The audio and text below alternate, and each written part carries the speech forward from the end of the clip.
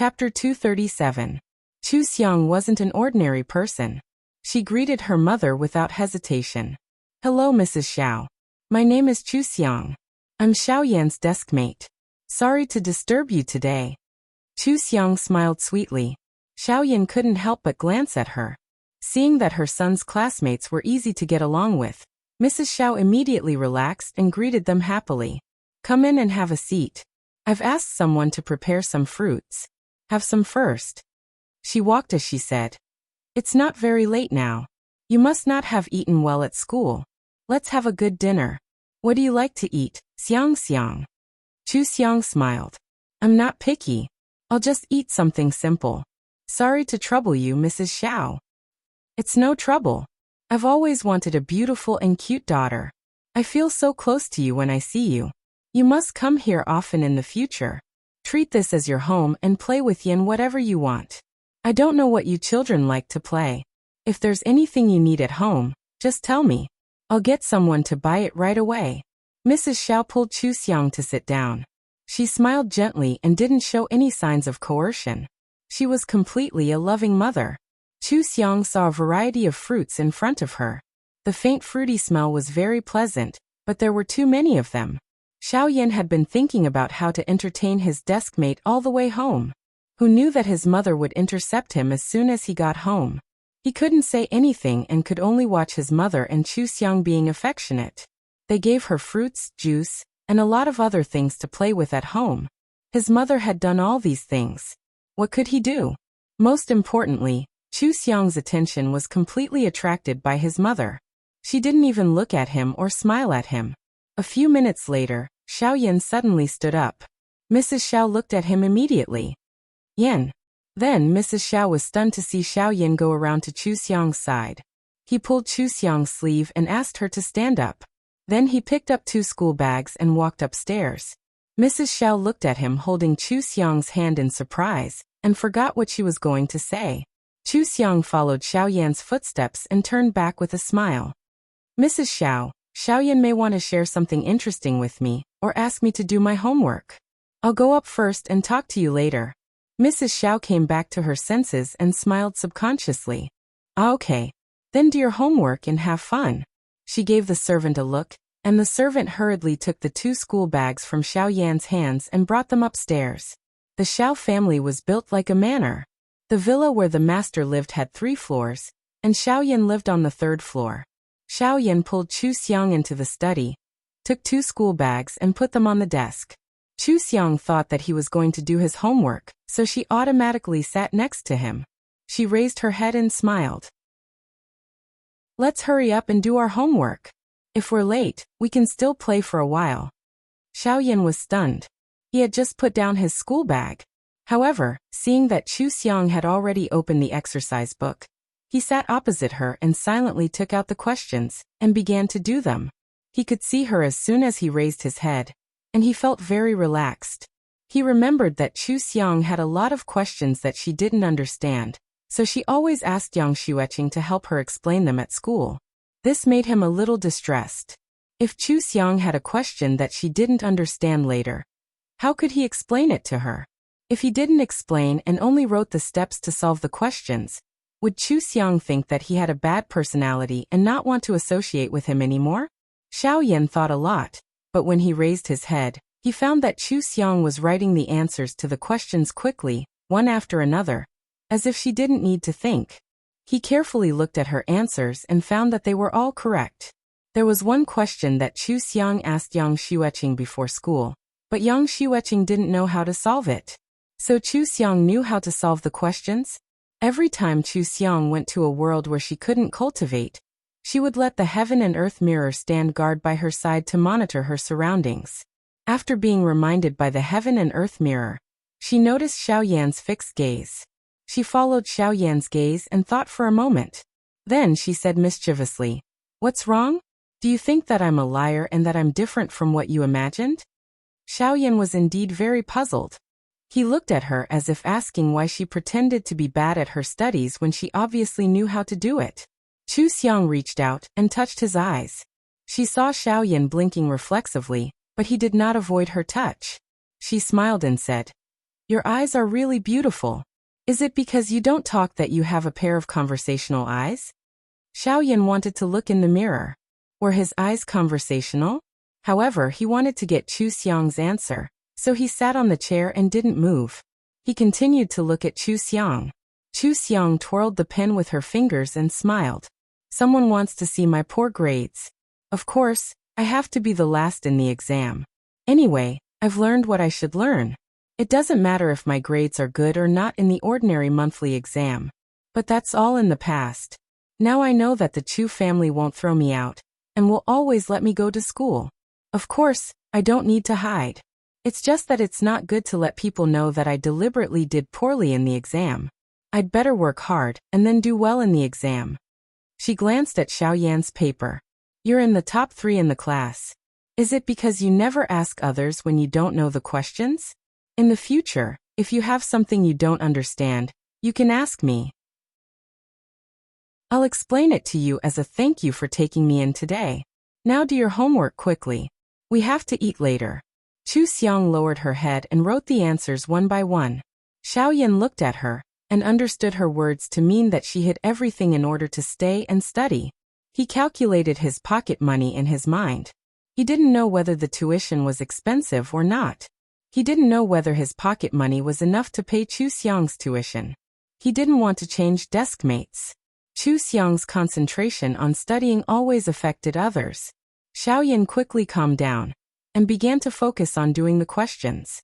Downstairs, Xiaoyan's mother was still thinking that Xiaoyan took the initiative to pull Chu Xiang up.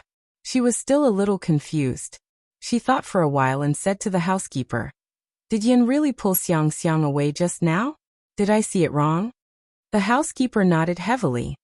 It was the young master who took the initiative to pull her. "Madam, the young master is willing to hang out with others." Xiaoyan's mother hesitated. "Does Yan dislike me for taking up their time? He wants to play with his friends, right? I was so long-winded just now. Alas, I'm so stupid." Xiaoyan's mother was annoyed. The housekeeper persuaded her.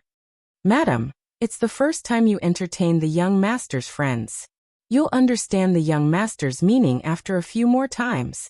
I don't think the young master will be angry. Madam, you let Sister Chu feel relaxed and warm at home. Maybe Sister Chu will come a few more times. The young master will definitely be happy."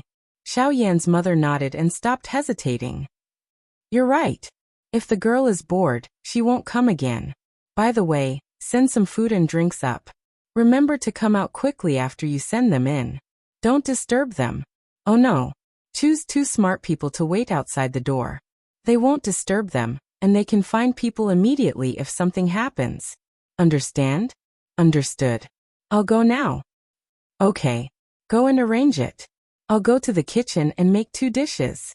Xiaoyan's mother didn't know how to cook when she was young. Later, she stayed at home to take care of her son. She worked hard to learn how to cook so that her son could eat happily. This was the first time she met her son's friends. She attached great importance to it. The ingredients were sent over from a Michelin restaurant. She wanted her son's friends to eat happily. While she was cooking, her assistant had already investigated Chu Xiang's biographical information. She put on her earphones and listened to the assistant's detailed report. Gradually, she learned about Chu Xiang's situation. When she found out that Chu Xiang had drowned and was actually saved by Xiaoyan, her hand slipped and the blade of the knife cut her index finger. The servant in the kitchen hurried forward. "Madam, let me take care of it. Quickly go and treat the wound." Xiaoyan's mother shook her head. "It's okay. It's just a cut. I'll just put a band-aid on it." Her expression became serious. She asked the assistant on the other side of the phone, "What happened at that time? Did Yan enter the water? How did he save Chu Xiang? Did he do anything? Did he have any other reaction?" "Madam, there are no surveillance cameras near the pool. According to the details from the young master's classmates, after Sister Chu drowned, the young master's face was a little pale. He kept staring at the water and clenching his fists. Later, a classmate named Yunan who sat in front of Sister Chu jumped into the pool to save her. After performing CPR on her, she stopped breathing. At that time, everyone was scared out of their wits. The young master suddenly walked over and said, "Let me do it." Then he pushed Yunnan away and performed CPR on Sister Chu with a very standard method. He even gave her mouth-to-mouth resuscitation. After a while, Sister Chu choked on water and woke up. After that, Sister Chu seemed to be a little dependent on the young master. She kept leaning on the young master and grabbed his arm. After confronting Chu Xian, she even asked the young master to carry her upstairs to get her bag, and sent her to the ambulance. After the young master saw the ambulance leave, he directly got into the car and went home. Mother Xiao remembered that Xiaoyan had stayed in the bedroom for the whole afternoon. He only came out at dinner time. As there was nothing unusual, she didn't think too much about it. Now that she knew that it was related to Chu Xiang's drowning, she was a little worried. She was afraid that Xiaoyan would remember something bad. No wonder Xiaoyan treated Chu Xiang so differently. It turned out that they had both drowned, and Chu Xiang was saved by Xiaoyan. Was Xiaoyan worried that Chu Xiang was frightened like him, and didn't want to communicate with others? Was he worried that Chu Xiang would be blamed by the Chu family when she went home? Did he feel close to Chu Xiang because she was saved by him? Did he think that they were in the same boat? Mother Xiao had a lot of guesses in her heart, but she couldn't verify them. Her son had been unwilling to talk at home all these years. She wanted to know what her son liked and hated, so she had to rely on observing his body language and constantly testing him. Thinking about it, Xiaoyan's "let me do it" by the pool was the only thing he had said for many years. Chu Xiang was indeed special to Xiaoyan.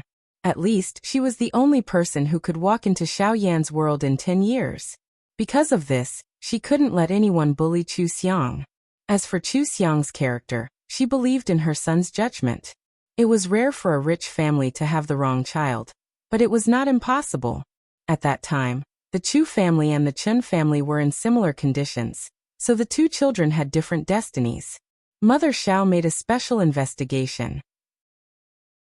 Of course, she knew that the Chen family had mistreated Chu Xiang for many years, and that Chu Xiang had been punished by her parents many times after she was recognized. Chu Xiang had been bullying Chu Xian. It was possible, but also impossible. It was possible that Chu Xiang had been mistreated for 17 years because of their identity, so it was normal for her to have resentment. It was impossible that Chu Xiang had not done anything bad for so many years. She had been upright in the Chen family, and she was not the kind of person who would bully others behind their backs. If she had been found out every time she bullied others, she would have been too stupid. Chu Xiang didn't look like a stupid person. In this case, it could only be that the Chu couple had been blinded by their feelings for many years, making them ignore the root of the matter and easily believe that Chu Xiang had bullied Chu Xian, which made Chu Xiang disappointed. Mother Xiao put herself in Xiaoyan's shoes and thought that if Xiaoyan was not her son and she got a biological son, she wouldn't care about Xiaoyan. She couldn't care less about her own son than Xiaoyan. After all, she had carefully raised him as her own son for more than 10 years. She had given her feelings to Xiaoyan, and her feelings wouldn't change because of blood. However, she would never be partial to anyone indiscriminately. Even if she had no feelings for her biological son, she would take care of him carefully. She felt sorry for the hardships he had suffered over the years, and tried her best to mediate the relationship between the two children. Even if the children couldn't get along well, she would separate them and give them the best life, instead of punishing one and spoiling the other. She felt that the Chu couple's behavior directly revealed their character and character in their bones. She briefly told Father Xiao about these things and told him not to talk nonsense at home, so as not to make the children unhappy. Father Xiao was still waiting outside. He was anxious because he couldn't see his son and his son's friends. After thinking about it, he called the school principal. He had invested in this private school, and there was a campus from elementary to high school. It was convenient for his son to go to school, and the environment was safe. He always knew about his son's situation, so he was actually the principal's boss. As soon as the principal received the call, he was shocked. He thought that something had happened to his boss's son in school, but the boss asked about another child of the Chu family. The Chu family's family background was not low or particularly high in the school. There were many similar families, so he had never paid special attention to it. If the dean hadn't reported to him in the daytime about cutting the school uniform and drawing a toad, He might not even know the name Chu Xiang. He didn't know anything else, so he simply mentioned it to Father Xiao. Father Xiao didn't expect such a thing to happen. Since the surveillance camera showed that Chu Xian was alone in the locker room, it was of course Chu Xian who did it.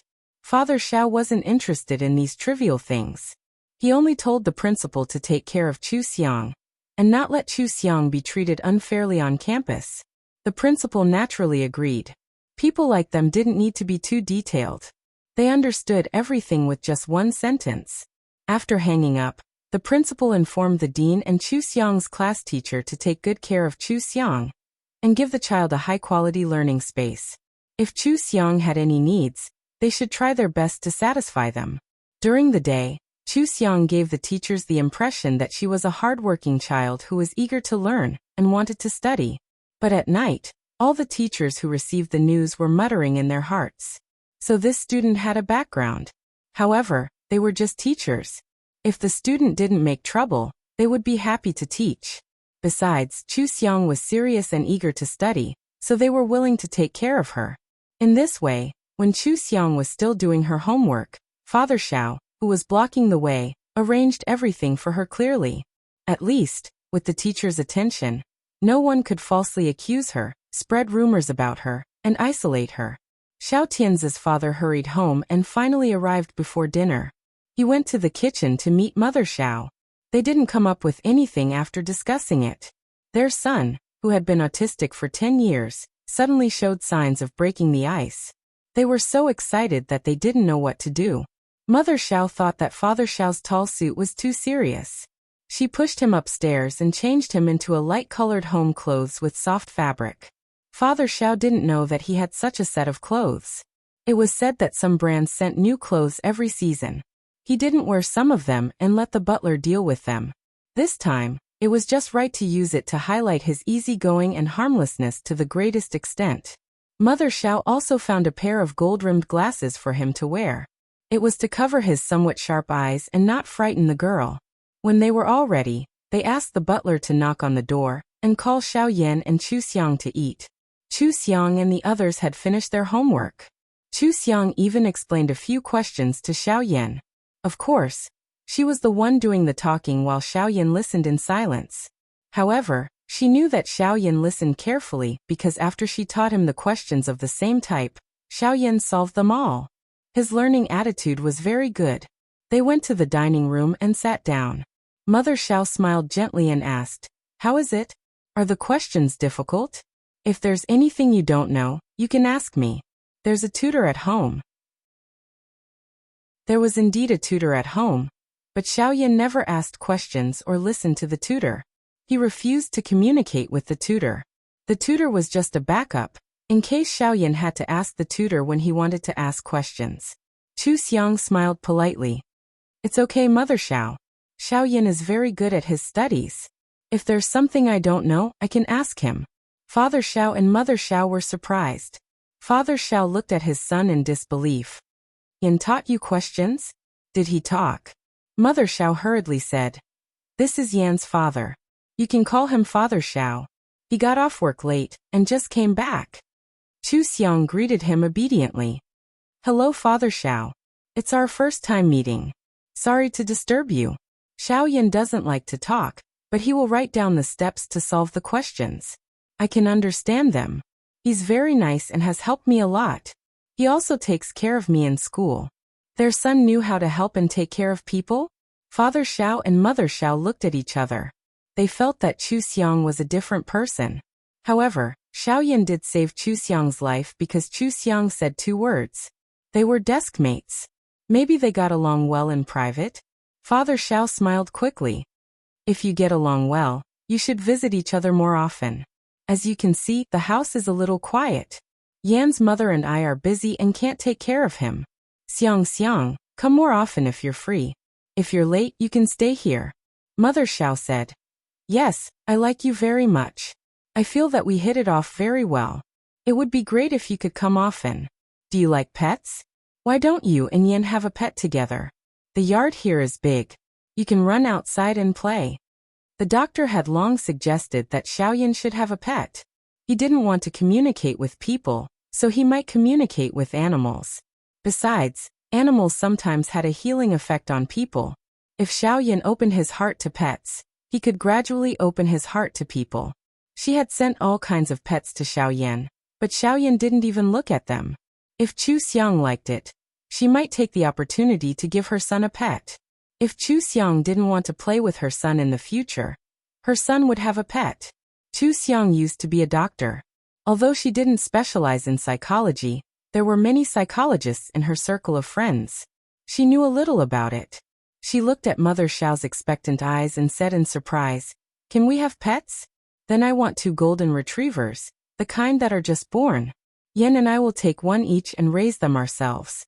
It must be fun." Mrs. Xiao immediately raised her chest and looked at Xiaoyan, only to see him staring at Chu Xiang. She blinked her eyes. Could it be that her son had his first awakening of love and had fallen in love with that girl? She looked at Chu Xiang. She was cute and soft. She liked it too. Her son had good taste. Mother Xiao put food in Chu Xiang's bowl and said, "I'll ask someone to send the dogs here tomorrow. After school, you can decide what kind of kennel to choose and how to raise a cute dog. Dogs are delicate. Yan has rooms on the 3rd floor. You can choose a place to be the dog's place. Remember to tell me if you need anything." "Okay. Thank you, Mother Xiao." "You're welcome. I made it. Try it. It's delicious. I love sweet and sour pork ribs." Chu Xiang was not shy at all. She had always liked the warmth of a family. She liked the beautiful love of a father and mother. People like Father Xiao and Mother Xiao were very rare. Of course, she wanted to enjoy the feeling of being a delicate daughter. Seeing Chu Xiang's happy face, Xiaoyan put aside the fact that she had lied about him teaching her questions. Then he saw that Chu Xiang had eaten several pieces of sweet and sour pork ribs. He looked at the plate and picked up a piece of sweet and sour pork ribs for himself. Father Xiao and Mother Xiao were happy to see this. Xiaoyan had only eaten the food on the plate in front of him for so many years. He didn't even eat the food in his bowl. This was the first time he took the initiative to pick up food from other plates. And it was because of Chu Xiang. They paid more attention to Chu Xiang. They greeted Chu Xiang warmly and chatted with Chu Xiang so that there wouldn't be any awkward silence. As for the rule of not talking while eating, they had already thrown it to the North Pole. Xiaoyan didn't change much. Most of the time he was still the same as usual. However, he looked at Father Xiao and Mother Xiao more. They were dressed very differently today. They kept smiling and chatting, which attracted Chu Xiang's attention. So they dressed up to attract Chu Xiang? How dare they steal his friends? Father Xiao and Mother Xiao were a little excited. Their son paid special attention to them today. Was he satisfied with how they entertained his friends? It must be. They should also pay attention to their son's friends in the future. Xiaoyan stood up as soon as Chu Xiang put down her chopsticks. He had already remembered that if he wanted Chu Xiang to go with him, he had to pull Chu Xiang's sleeve. So he pulled Chu Xiang's sleeve and went upstairs. Chu Xiang looked back and smiled as she walked. "Father Xiao, Mother Xiao, dinner was delicious. I'll go up and play with Xiaoyan first. I'll chat with you later." Mother Xiao said. "Go ahead and play for a while. Don't worry about us. I'll ask someone to send you food later." "Okay, thank you, Mother Xiao." Chu Xiang walked quickly and went upstairs with Xiaoyan. Xiaoyan took her to the game room. Chu Xiang's eyes lit up. "You want to play games with me?" Xiaoyan hesitated. He didn't know how to play games. He usually only read books. He was afraid that Chu Xiang would be bored, so he took her here. However, when he saw Chu Xiang's sparkling eyes, he decided to play with her. When Mother Xiao brought over the fruit plate and juice, she saw her son and Chu Xiang playing games together. She suddenly had a feeling that whether her son could become better depended on whether Chu Xiang was willing to enter her son's world. Chapter 238. Xiaoyan always remembered that if he wanted Chu Xiang to come again, he must treat her well. He tried his best to send all the good things to Chu Xiang. However, he only tried his best to take Chu Xiang here and there. They played games in the game room, went to the greenhouse to see flowers, worked out in the gym, and looked for books in the study. It didn't take long for Chu Xiang to learn the structure of the Xiao family from inside out in one night. Finally, She saw that Xiaoyan still wanted to take her to the yard in the early morning. She hurriedly said, "I'm going to sleep. I'm not in good health. As a doctor, I have to go to bed early and get up early." Xiaoyan was stunned and frowned tightly. He was negligent and forgot that Chu Xiang needed to recuperate. He panicked for a moment and hurriedly pulled Chu Xiang's sleeves to send her to the room next to his. The servants had already tidied up the room. Xiaoyan's father and mother did not object to her staying overnight. They had tidied up the room for her from the beginning. The two children were next to each other. It was convenient for them to talk to each other or talk to each other. Xiaoyan's father and mother had been downstairs in the hall. They were afraid that the two children would not be able to find them and would be too embarrassed to go to the study. So over the years, today was the day that they worked the least. However, it seemed that they were more tired than work. Of course, this tiredness was exactly what they wanted. If Xiaoyan could return to normal, they were willing to do anything. Chu Xiang went downstairs to say goodnight to them before going to bed. Xiaoyan's situation was special. She guessed that they must have investigated him. Since they did not reject her, she would stay here peacefully. Why would she stay outside when she had a comfortable place to live? This time the two children of the Chu family did not go home. However, one of them stayed at his classmate's house. It was common to see classmates, so they were relieved and did not ask much. The other one was outside and did not dare to go home. They wanted to test Chu Xiang's temper, so they naturally ignored her. They had a good sleep. They did not know that the gossip about the Chu family had stirred up a whirlwind outside. If they ignored it, the whirlwind would become a tornado sooner or later. At that time, it would be too late to control it. There was a laptop in the guest room arranged by the Xiao family for Chu Xiang, which had a very high configuration. After reading it, Chu Xiang asked the Heaven and Earth Mirror to wake her up at 4 in the morning. She then posted a post on the school forum. The toads and melons that you want to see. For more details, please see. At the top of the post was the photo taken by the Heaven and Earth Mirror in the changing room. Chu Xian was looking at the mirror with water droplets on her face, but the color of the toad drawn with eyeliner didn't fade at all. It was so lifelike that it was as if a real toad was lying on her face. It was especially vivid and disgusting. Just looking at it made one feel uncomfortable. The students couldn't even tell that the person in the mirror was Chu Xian. They could only confirm her identity from her hairstyle and watch. She woke up early and saw her classmates early, so she didn't even have time to eat breakfast. Naturally, she was annoyed by Chu Xian, who affected her appetite. Even the students who had eaten breakfast looked pale when they saw the photo. They felt their stomachs churning and were very uncomfortable. They regretted seeing this photo. But if they had to do it all over again, they would still click on the post. The post not only contained the photo, but also the so-called cause and effect and passers-by's analysis. Chu Xian's school uniform was cut into pieces again, and there was such a thing drawn on her face. She claimed that Chu Xiang did it. In the end, 7 or 8 people in the class testified that Chu Xiang didn't have a chance to cause trouble in the changing room.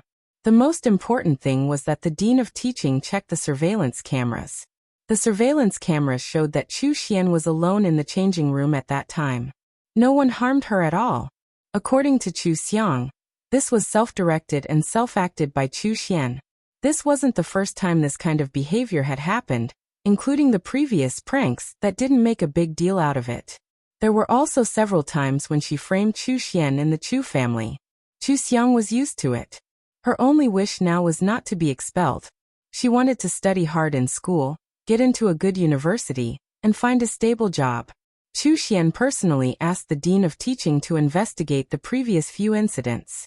Because the surveillance cameras were covered, they could only find about 20% of the incidents. The only incident in the toilet during this period had nothing to do with Chu Xiang. Either Chu Xian self-directed and self-acted, or Chu Xian was constipated, and all the girls who went to the toilet were suspects. Anyway, there was no evidence to prove that Chu Xiang did it. Later, Chu Xian changed her statement and told the dean that the person who bullied her in the changing room was wearing a mask, so she didn't recognize the person clearly. Thinking about it this way, this was simply an indirect proof of the fact that Chu Xian framed Chu Xiang. The Chu family favored Chu Xian. Chu Xiang was finally recognized. Would she dare to bully her like this? If Chu Xian, the imposter, maliciously framed Chu Xiang and wanted to drive her away so that she could continue to enjoy the high position and wealth, it sounded reasonable. Also, what was with Wang Shasha's expression in the photo? Did she dislike it? Or did she feel disgusted? From that angle, Chu Xian shouldn't have seen Wang Shasha's expression, right? Now she definitely knew how Wang Shasha would react. Could the two of them continue to be best friends? The environment in the school was simple, and the school was strict. The students didn't particularly like to cause trouble. Such a thing could really be regarded as a shocking news. All the students who saw it were interested. Even the students who were sleepy in bed in the morning were fully awake. They had heard a little about the Chu sisters. It turned out that the inside story was so explosive. Campus belle Chu was really something. Chu Xian was chosen as the campus belle by her classmates because of her good grades, beautiful appearance, and particularly likable personality.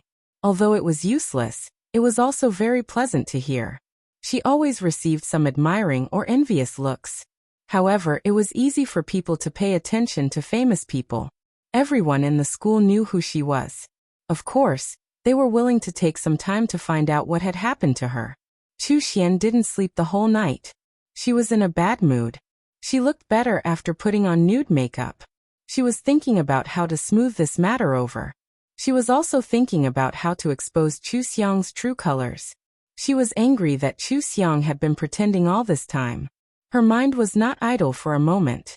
Of course, she was not in the mood to look at the school forum.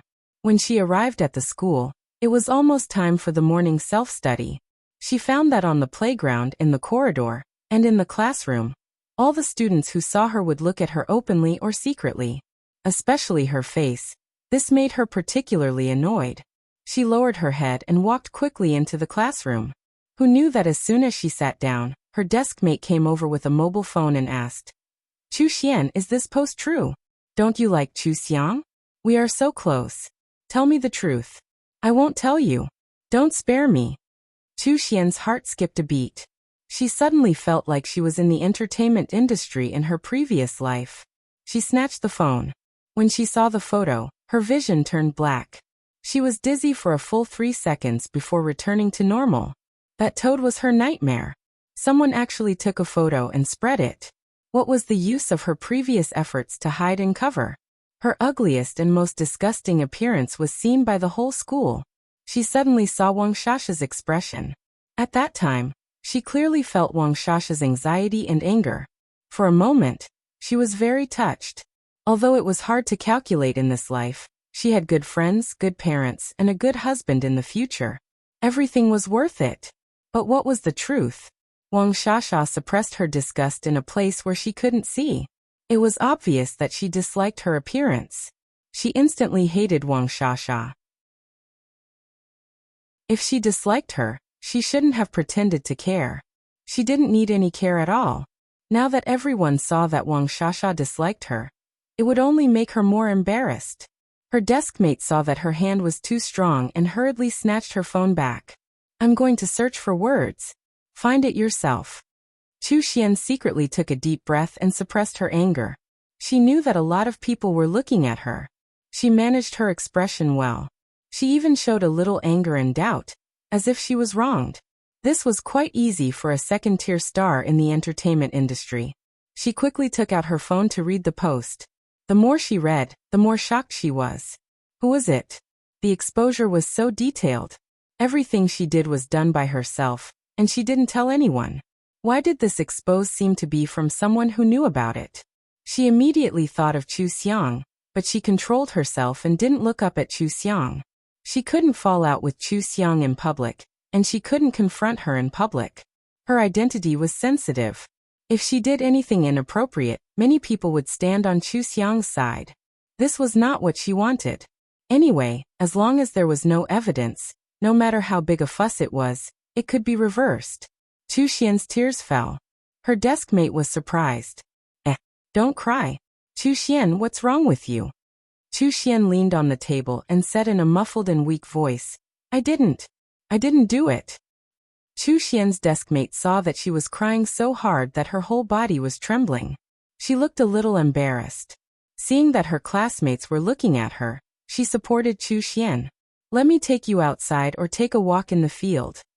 Chu Xian used her arm to cover her face and wiped off the makeup on her face. When she looked up again, her pale and weak appearance was exposed in front of her classmates. She really looked pitiful. Looking at her made people feel that she was a victim. Chu Xian looked at Chu Xiang, but there was some fear and embarrassment in her eyes. She pushed her deskmate away and walked hesitantly to Chu Xiang. She choked and said, "Sister, I'm sorry. I misunderstood you. I was too scared yesterday. I know that I'm wrong no matter how I explain, but the post is not true. I've never done those things, and I can't hurt you. Please believe me." Her expression was anxious, and her eyes were clear and innocent. Many of her classmates started to talk about it, wondering if it was someone else who did it. Looking at Chu Xian, it didn't seem like it. Chu Xiang looked up at Chu Xian and nodded. "I believe you. My parents, teachers, and I would do the same. You definitely didn't do it. You're the kindest." It was a statement, but why did it sound so wrong? Chu Xian opened her mouth and was about to say something when Chu Xiang said, "Sister, you have to believe me. I don't know which classmates suspected that I bullied you, but they're not true. I've never done those things, and I can't hurt you. Believe me. Please make it clear to my parents and teachers that I like it here. After class, I'll apply for accommodation. I won't go home in the future. I want to finish my studies here. After graduation, I'll go to a foreign university and never come back." Chu Xiang looked at her expectantly. She looked like a weakling who had been bullied for a long time, and didn't even dare to resist. Sometimes the weak didn't have a weak heart. However, the situation was stronger than the person. For something more important, they would rather endure all the injustice. Chu Xiang was like this now. When people saw her, they wanted to speak up for her. Immediately a boy said, "Chu Xian, that's enough. Let bygones be bygones. Be more alert in the future. Girls should just stay together." A girl said, "I see that the two of you don't want to be calculative. Can we just move on?" Zhang Qi looked at the description of the post and stood up. "We're family. Let's move on. As for the accommodation application, it's actually a good suggestion. Chu Xianglai needs some time to adapt to the new environment. She can stay here for a semester and go home next semester. There's nothing important to talk about. Let's not talk about it anymore." The classmates saw each other frequently. They didn't have any grudges, so of course, they helped to smooth things over. However, most of the classmates didn't say anything. Obviously, they had a lot of thoughts in their minds. Seeing this, Chu Xian could only lower her head. Since her classmates were already like this, it would be strange if she continued to pester them. Since they didn't want to be calculative, how could she let them be even more so? Besides, it wouldn't be likable if she cried too much. She wiped her tears with the back of her hand and smiled at Chu Xiang. "Sister, don't worry. I'll explain it to my parents and teachers. You're not familiar with the new environment. It's more convenient to stay at home. You have to apply for accommodation. I'll do it. I'm too familiar with the school. Sister, I'll go out and tidy up." It was as if they really had a sisterly relationship. Chu Xian had won the Best Actress award before. She had studied every frown, every smile, every tear, and every gesture. Even the way she turned around and ran out was just right. It made people feel less disgusted with her. Instead, they began to wonder if they had wronged her. They had been classmates for 2 years, and had always gotten along well. They had a very good impression of Chu Xian. How could a person with a good personality suddenly become so vicious because of her identity? There was an 80% chance that she was wrong this time. Hadn't she wronged Chu Xiang before? Wang Shasha went to the bathroom first. When she came back, she found that Chu Xian wasn't there. She immediately asked Chu Xian's deskmate nervously. Unexpectedly, everyone looked at her strangely. Chu Xian's deskmate even sneered. "I thought you and Chu Xian were very close. I didn't expect you to be one person in front of others and another behind their backs. Now you're so concerned about her. I'm afraid Chu Xian doesn't want to see you." "What do you mean?" Wang Shasha's eyebrows furrowed. She was very angry. Her classmate snorted and said, "Go to the campus forum and see for yourself. You should be awarded an Oscar. You're the best actress award in our class." The classmates in the class roared with laughter. Wang Shasha didn't understand and immediately opened the forum. When she saw the pinned post, her heart skipped a beat. When she saw the photo inside, her eyes widened. She really cared about Chu Xian. Even she herself didn't know that she had such an expression. It must have been a subconscious reaction at that time. Or it was just a momentary reaction. Unexpectedly, it was taken just like that. The point was, who took this photo? The person who bullied Chu Xian? Wang Shasha felt a chill down her spine. She even forgot to ask Chu Xian's reaction when she saw the photo. Her mind was full of the possibility that the pervert was standing behind her at that time. At that time, only she and Chu Xian were in the locker room. If that person wanted to do something to her, she had no time to resist. This time it was a prank. He drew something on Chu Xian's face. What if next time he didn't use a pen but a knife? She sucked in a breath of cold air, and her entire body froze. She was frightened.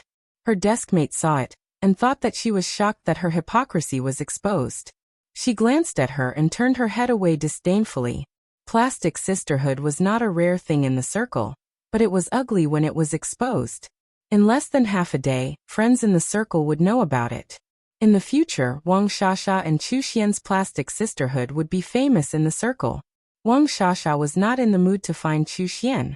She hurriedly took her mobile phone to the teaching office, hoping that the school would strictly check the surveillance near the window of the locker room and investigate the suspicious students. The angle and time of the photo were terrible. Who took it? It was so quiet. It couldn't be someone who entered the locker room by mistake, because the surveillance showed that no one entered the locker room at that time. It was too scary. Wang Shasha didn't have such a feeling when she heard that Chu Xian was bullied before. She was just angry and stood up for Chu Xian. This time, she was also in the same situation. She knew that it was really scary to encounter such a thing. The fear came from the bottom of her heart. She couldn't control it even if she wanted to. She suddenly remembered that Chu Xiang asked in front of the whole class if she really bullied Chu Xian again and again.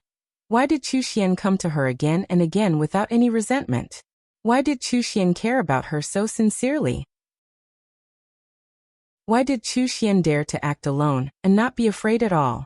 Wang Shasha felt that the more she knew about this matter, the more the facts and Chu Xian's behavior became a paradox. She couldn't figure it out. Especially the feeling of fear she felt now. She didn't want to go to school. She helped Chu Xian so much and scolded the people who bullied Chu Xian. What if Chu Xian was angry and wanted to deal with her? She subconsciously wanted to go to the bathroom with her deskmate. Why did Chu Xian always act alone before? Could it be that Chu Xian was bold? She was bold. But she always cried softly and asked others to stand up for her? Wang Shasha had a headache thinking about it. When she returned to class, she saw Chu Xian sitting in her seat and putting ice to her eyes. She pursed her lips and walked over. "Xian Xian, are you okay?" Chu Xian shook her head. Wang Shasha didn't know what to say for a moment. The whole class was watching. She felt that she would be laughed at if she did anything. Their friendship had been laughed at. Unless they were still close in the future, and the truth could shut their mouths, it was useless. She said, "That's good," and returned to her seat. She took out her phone and sent a message to Chu Xian, explaining that she was just shocked because she wasn't mentally prepared. Otherwise, she wouldn't have helped Chu Xian remove her makeup after school. Chu Xian quickly replied to her, "Silly, what's our relationship? I feel disgusted. How can I blame you for that expression?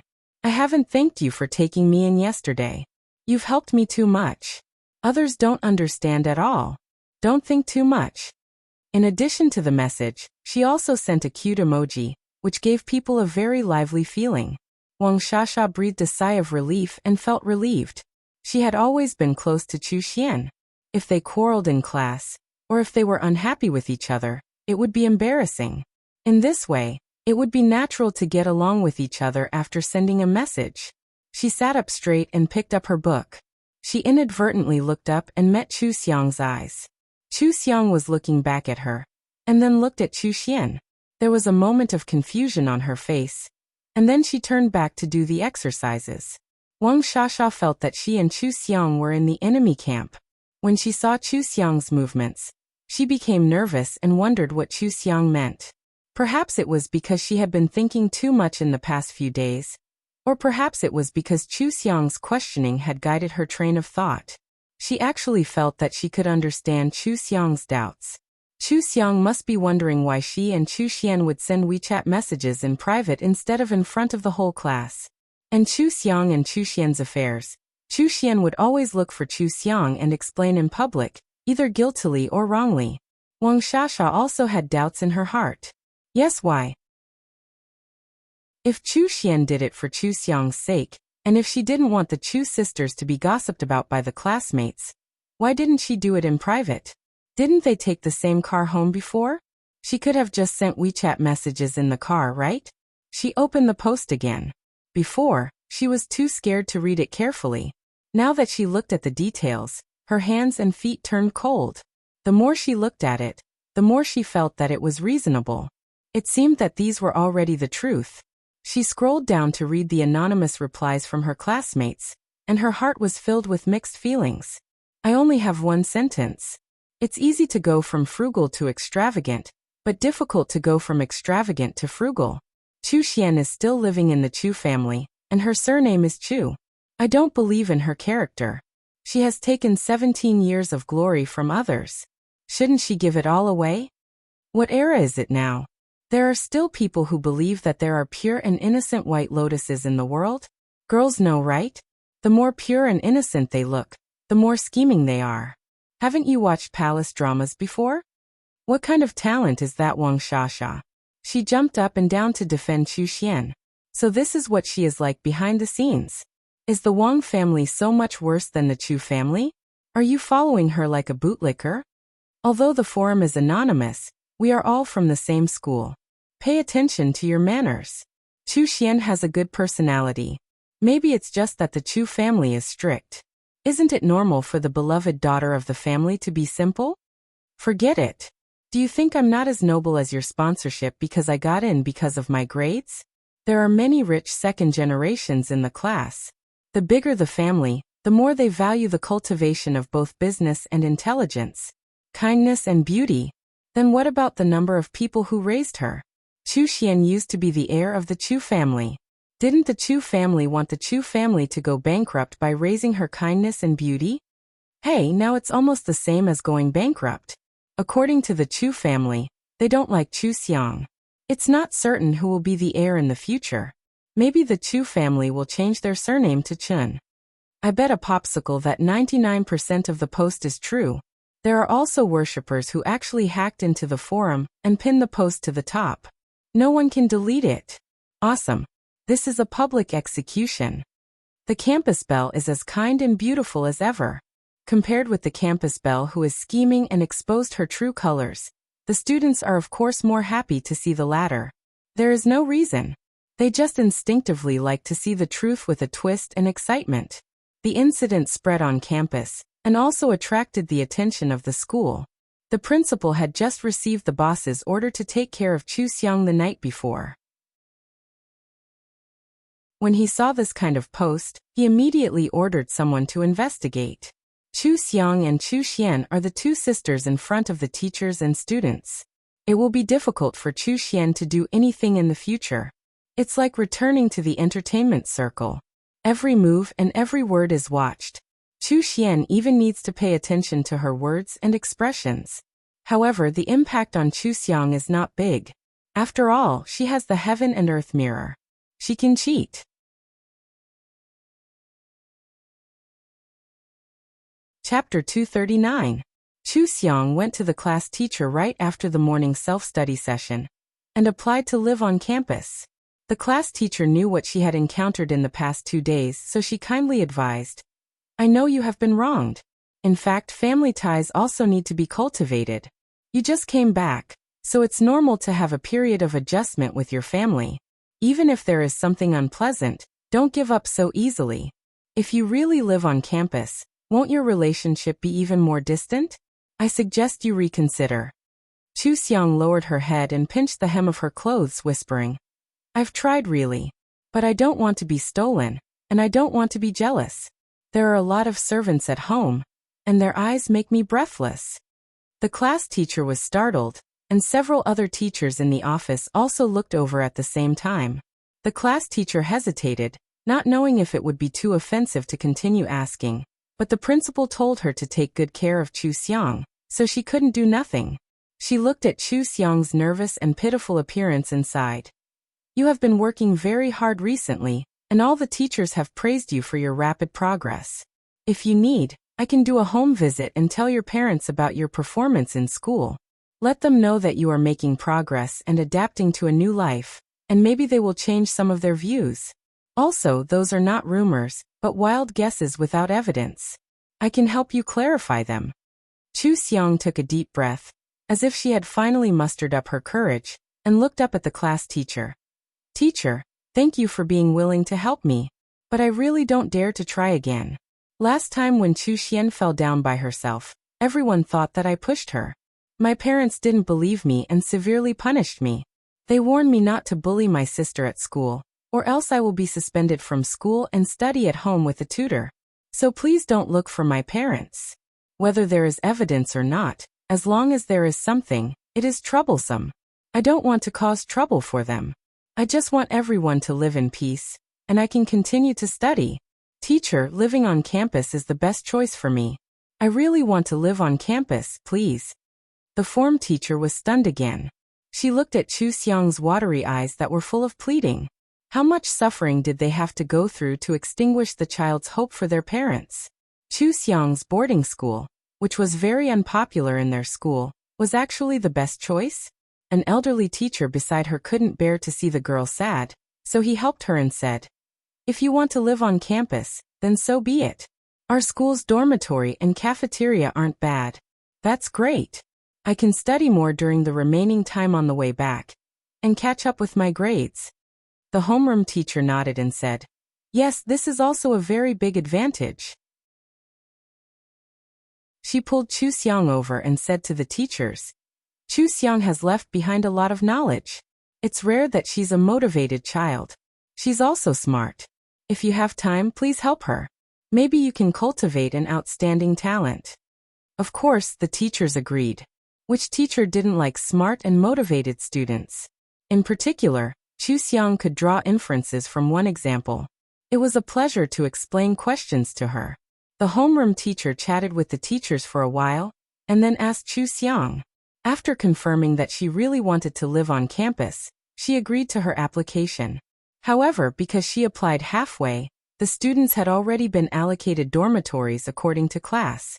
There was only one person missing in a 4-person dormitory in the first year of high school. Of course, the school wouldn't let her live in a 4-person dormitory. After asking her, she was arranged to live in the first year of high school.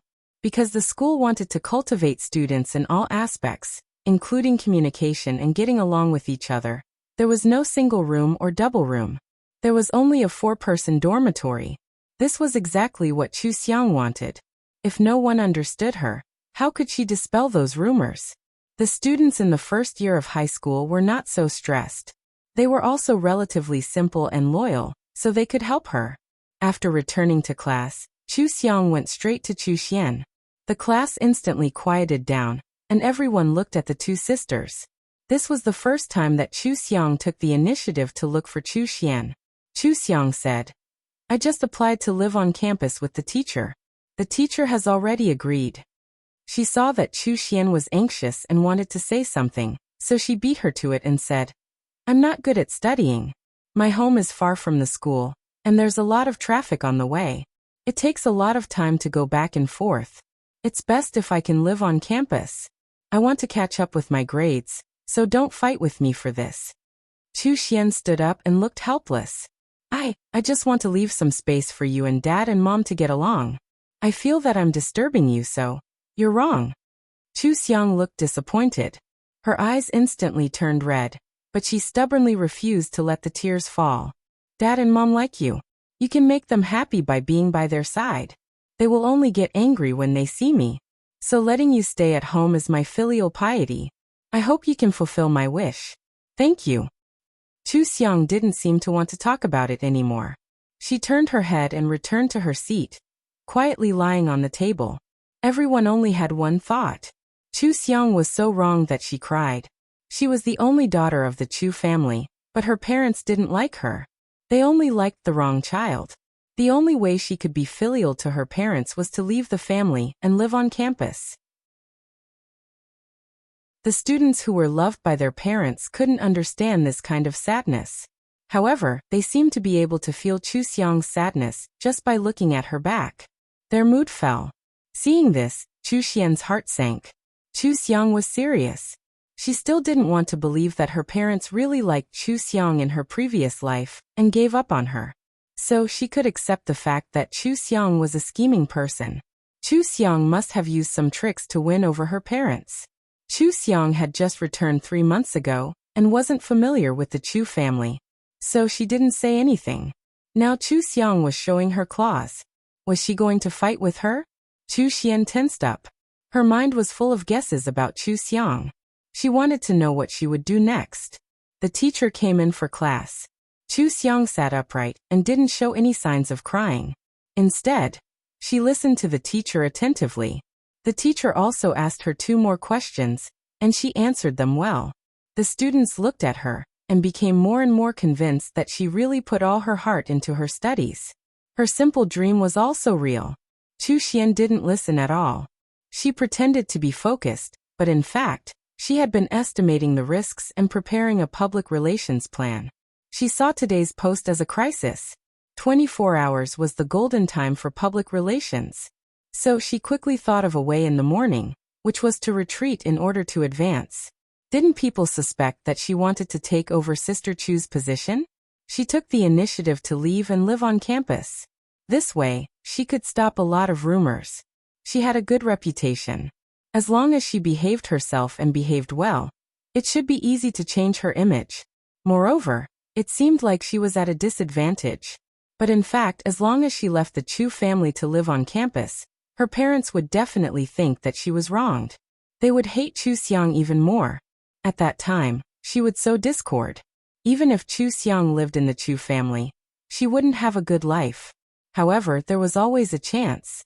In her previous life, when she was in university, Chu Xiang won over her parents in the Chu family. In this life, although she had brainwashed her parents a year in advance and made a lot of preparations, she was still afraid that unexpected things would happen when she wasn't at home. This was also the reason why she hesitated to apply for living on campus. Who knew that after hesitating for a while, Chu Xiang succeeded in applying for it first. However, this was also the best way. Chu Xiang said in public that she was living on campus for her studies. This gave her the best way out. She didn't have to deliberately fight with Chu Xiang. At home, she had a legitimate reason to deal with her parents. If she didn't do it deliberately, how would her parents know about it? This way, the news of her cutting the school uniform and framing Chu Xiang wouldn't spread to her family. She wouldn't have to think of an excuse anymore. This seemed to be a good thing. Chu Xian thought about this all morning. After thinking about it, she felt that the current development was still beneficial to her. She breathed a sigh of relief. For lunch, Wang Shasha came to ask Chu Xian to go to the cafeteria to order food. Chu Xian went with her. Chu Xian's makeup was wiped off by her. She looked very bad. Unlike her usual glamorous appearance, she looked more haggard and pale. However, when she was with Wang Shasha, she didn't seem to have any intention of blaming Wang Shasha. Their photos were at the top of the forum. All the students knew about their deeds. They walked all the way to the cafeteria to order food and find a seat. There were people looking at them. Wang Shasha whispered, "These people really have nothing better to do." Chu Xian forced a smile. "It's okay. It won't hurt to be stared at. We're fine. Don't worry about them." Even if it was a tired and forced smile, it was still a smile for Wang Shasha. People who saw it began to talk. Chu Xian is really a saint. When I saw the photo, I thought they were going to break up. I didn't expect them to eat together so intimately. This is nothing. Chu Xiang always bullied her before. Didn't she sincerely care about Chu Xiang?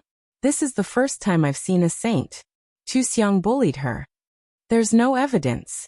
She's with someone else. It's not Chu Xiang's fault. I hope students don't spread this out and don't make a big deal out of it. Don't you understand what this means? But we don't know the truth. After all, the post said that she directed and acted all by herself.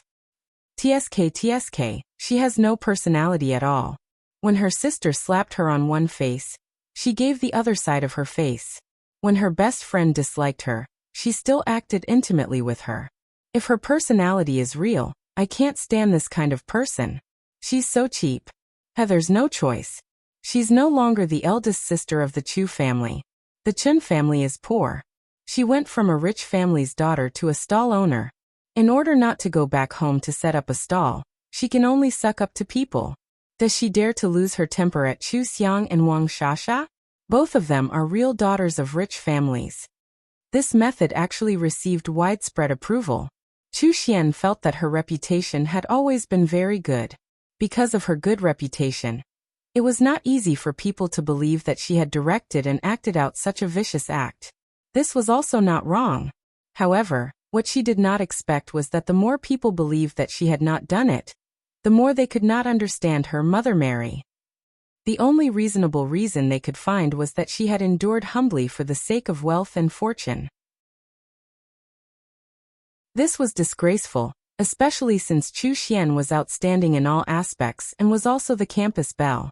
This kind of image was equivalent to directly pulling down a goddess from the altar.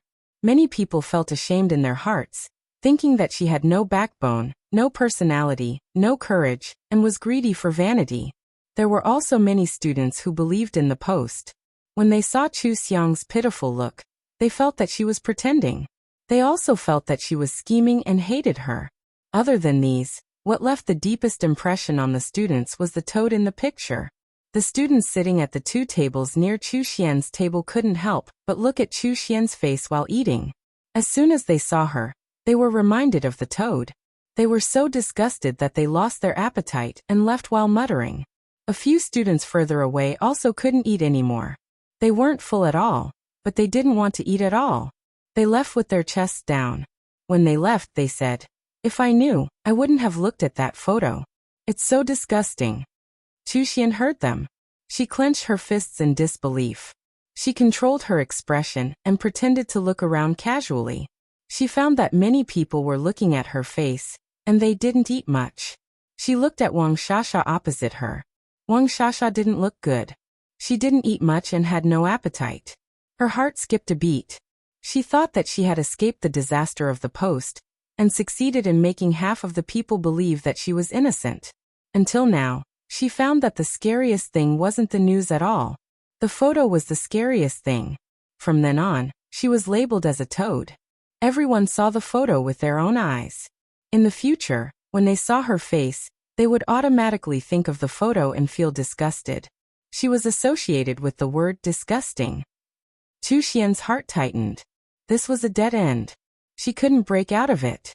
She had a good image after her rebirth, but now she was labeled as such. The students in the school weren't just classmates. They were also part of her network. Their circles also intersected with each other. The photo was circulated in the school, which meant that it would be circulated in the upper-class circle of Beijing.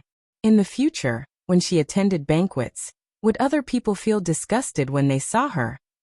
Chu Xian's mood became gloomy when she thought of this. She didn't pay attention and the chopsticks in her hand fell on the table. Wang Shasha asked with concern, Xian, are you okay? You don't look so good. Do you want to take a leave to rest?" Chu Xian hesitated and nodded. "I'm really not feeling well. Can you help me ask for a leave? I'll go home first." "Okay, do you need me to drive you?" "No, the driver is here. You were very tired yesterday. Go home early and rest after school today. See you tomorrow." Chu Xian smiled and got up to leave. She deliberately let Wang Shasha go home to rest, because she was afraid that Wang Shasha would go to her house and do something wrong with her parents. She let Wang Shasha go before because she wanted to use Wang Shasha to stir up trouble. Now that Chu Xiang had left the Chu family and stayed in the school, she hoped that her parents would forget about Chu Xiang. Of course, she didn't want to mention it. She didn't even want to mention Chu Xiang's bad deeds. Love and hate were both emotions. If her parents ignored Chu Xiang, that would be the most reassuring result. Chu Xian walked out of the school distractedly. On the way, she saw a very remote pavilion in the distance. Chu Xiang and the other four were eating inside, smiling happily. Chu Xiang was so cheerful that she made friends with her classmates. It was completely out of her control. It further proved that Chu Xiang was very good at winning people over. Even the cold and indifferent Rao Xiaoyan was attracted. It didn't feel good to have her plan ruined. However, although there were many frightening moments, the final result was still beneficial to her. Her ultimate goal was to push out Chu Xiang, so that she could become the only daughter that her parents loved and the heir of the Chu family. As long as this goal was achieved, it didn't matter what Chu Xiang did outside. Without her parents' support, could Chu Xiang mix into the upper class? Without her parents' favor, could Chu Xiang marry into a rich family? She was just an abandoned child. There was nothing to worry about. Chu Xian comforted herself in this way and felt much better. She didn't even care so much about the toad's photo. There was still a long way to go. 1 year, 2 years, 3 years, this matter would fade away. However, inheriting the Chu family was a real benefit. All of this could be tolerated. For now, the most important thing for her was to further strengthen her parents' love for her while Chu Xiang was not at home. At the same time, she could sow discord between Chu Xiang and her parents. Her parents' attitude was the most important. As for the matter at school, it wouldn't be too big of a deal. Let it be. After Chu Xian left school, she asked someone to find an expert hacker and paid a high price to hack the school forum to delete the post. After Chu Xiang knew about it, she didn't repost the post. Everyone who should have seen it had seen it. These fights only worked on people of the same age. There was no need to continue spreading. Anyway, all her classmates, including her peers in the circle, would know how much unfair treatment and grievances she had suffered after returning home. It didn't matter whether they believed it or not. She just wanted to pass this matter to the elders in the family through their mouths. At the same time, she wanted her peers to ostracize Chu Xian. She had always liked to kill many birds with one stone. She didn't just casually hack people. In her previous life, she was firmly in the position of agent manager. She was best at operating these things. Chu Xian was only a B-list celebrity. Did she really think that she could do everything? Chu Xian couldn't figure out what she wanted to do. In the afternoon, after class, the class teacher asked Chu Xiang in front of her classmates if she wanted to go home to pack her luggage. Chu Xiang hesitated for a moment and shook her head. She said that she could buy a new one directly. She hoped that she could move in at night. Her expression was quite on point. She was strong and stubborn. Her attitude of not wanting to go home not only didn't make people feel disgusted, but also made people involuntarily feel sorry for her and sigh for her experience. She was supposed to be the daughter of a rich family. In the future, she could inherit tens of billions of yuan. How did she become a pitiful person inexplicably? The class teacher also wanted to express her attitude in the class and let the students know that she cared about Chu Xiang. No matter where the students came from, they still had some respect for the teachers in school. They generally wouldn't bully or gossip about the students that the teachers cared about. The class teacher hoped that there would be less gossip about Chu Xiang, so that Chu Xiang would have an easier time in class. After the class teacher left, Chu Xiang felt that her arm hanging by her side was pulled. She looked down and saw that Xiaoyan was pulling on her sleeve. She looked over in confusion and saw that Xiaoyan was looking at the textbook on the table with his lips tightly pursed. Given that Xiaoyan pulled on her sleeve wherever he wanted to take her the night before, Chu Xiang quickly guessed his thoughts. She asked in a low voice, "Do you want me to go to your house to play with you? Or do you want to do me a favor and give me a place to stay?" Xiaoyan meant that if the Chu family didn't want her, he wanted her. Didn't he already share the third floor with her? Why did she have to live on campus? Chu Xiang didn't want others to hear her. She leaned closer and said, "I can't always go to your house. Even if I go, I can't let others know." Xiaoyan immediately turned to look at her with deep doubts in his eyes. Chu Xiang smiled and said, "People scramble for benefits. Now they hate me and can't wait for me to disappear because I'm useless to them. But if they know that I often go to your house and that your parents treat me very well, they will definitely have the idea of climbing up to the Xiao family. They will pretend to be good to me and use me to get close to your parents. I don't want to. I want to be alone for a while. Xiao Yan understood that she was referring to her parents. At the same time, he also understood that benefits were the best test of human nature, and many people couldn't stand the test at all. The Xiao family's status was beyond the Chu family's reach. The outside world didn't know that he was the young master of the Xiao family at all. If the Chu couple knew, 99% of them would use Chu Xianglai to do something. Chu Xiang hated these troubles, and he didn't want to cause trouble for Chu Xiang. He let go of her hand. He understood, but he was still very unhappy. In the future, Chu Xiang couldn't go to his house.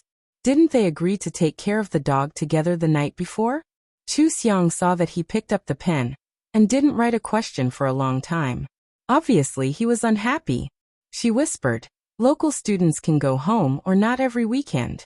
Why don't I go and play with you on the weekend?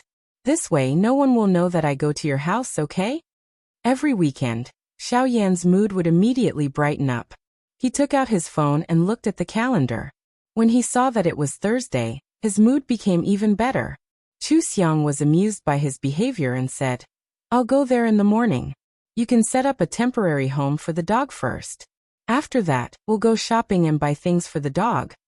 Xiao Yan relaxed when he saw that Chu Xiang didn't forget about their dog. He thought about how Chu Xiang was so nice to him. If he didn't respond at all, Chu Xiang might find him boring or even angry. He thought about it and took out the milk that Mother Xiao stuffed into his bag every time. He put it on Chu Xiang's desk and then began to focus on doing the questions. Chu Xiang found that her desk mate was quite easy to coax. She smiled and put the straw in. She took out the papers while drinking the milk and began to focus on doing her homework. Many people in the class were paying attention to Chu Xiang. When they saw her talking to Xiao Yan and laughing, they felt that it was very strange. Who knew that something even more shocking happened? Xiao Yan actually looked at Chu Xiang and then gave a carton of milk to Chu Xiang to drink. It was definitely the first time that Xiao Yan took the initiative to give something to someone. However, wasn't it a standard scene for a boy to give a girl milk? What was going on between the two of them? With Xiao Yan's character of not saying a word, wouldn't it be cold to be in a relationship with him? Zhang Qi was the most upset. He persuaded Chu Xiang to live on campus because he also lived on campus. He wanted to be in a favorable position and enter Chu Xiang's world when she was at her most depressed after leaving home. Who knew that Chu Xiang didn't look that depressed and even had such a development with Xiao Yan? However, when Xiao Yan and Chu Xiang focused on doing the questions, the students rationally denied the theory of love. They couldn't imagine Xiao Yan being in a relationship. If Chu Xiang had the courage to look up and smile brightly, it would have only been a matter of 2 or 3 days. It wouldn't have happened so quickly even if they were in a relationship.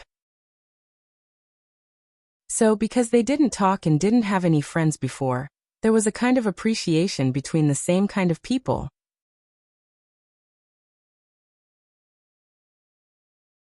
Chapter 240.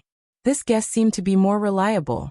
Some students also realized that Chu Xiang's close friends, Xiao Yan, Yang Xueqing, Yunnan and Dong Fei, had never badmouthed her. The students who had badmouthed her felt a little guilty. Most of them didn't have bad intentions, so they felt a little uncomfortable when they isolated an innocent and pitiful student. Judging from these two, it didn't seem like Chu Xiang would do those things. They seemed to have become the spreading of rumors. If Chu Xiang resented them, they might have rebellious thoughts and wouldn't feel that they were wrong. Now that Chu Xiang didn't blame them, they felt a little regretful. This kind of apology towards Chu Xiang imperceptibly transformed into complaints towards Chu Xian. If Chu Xian's attitude had not misled them, how could they have wronged Chu Xiang? Even if Chu Xian didn't do it on purpose, she was too saintly. They had to stay away from such a person. The students' attitudes would gradually change bit by bit. It was just a matter of time. Chu Xiang didn't think too much about the predetermined ending. She pretended to be focused on her studies during the evening self-study session, and immediately packed her bag after school to buy daily necessities. Yunnan turned around. Chu Xiang, are you going shopping? I'll go with you. Yang Xueqing also said. I'll go with you too. I can help you carry things or something. It'll save us a lot of trouble if we buy everything at once. Chu Xiang smiled and said. Okay, then I'll have to trouble you. Let's go quickly. Everyone can go home early to study and rest early. Yunnan got up first and ran to the next class to find Dong Fei. It was good to have one more person to help. Chu Xiang waved to Xiaoyan. We're leaving. Go home early. Xiaoyan looked at Chu Xiang and Yang Xueqing's backs as they left with a smile, and tightened his grip on his bag. They wanted to buy things for girls and go to the girls' dormitory. He couldn't go. He was unhappy. When the driver picked up Xiaoyan, he felt that he was emitting a low pressure. The driver looked around and didn't see Chu Xiang. His heart skipped a beat. Young Master's mood was normal, but he was obviously unhappy today. Could it be that he didn't get along well with his new friends? It wasn't easy for the young master to have friends. Before the driver drove off, he quickly sent a WeChat message to the butler, informing him that the young master was unhappy, and that he didn't see Chu Xiang. The butler treated this matter as a first-class alert and immediately reported it to Mr. and Mrs. Xiao.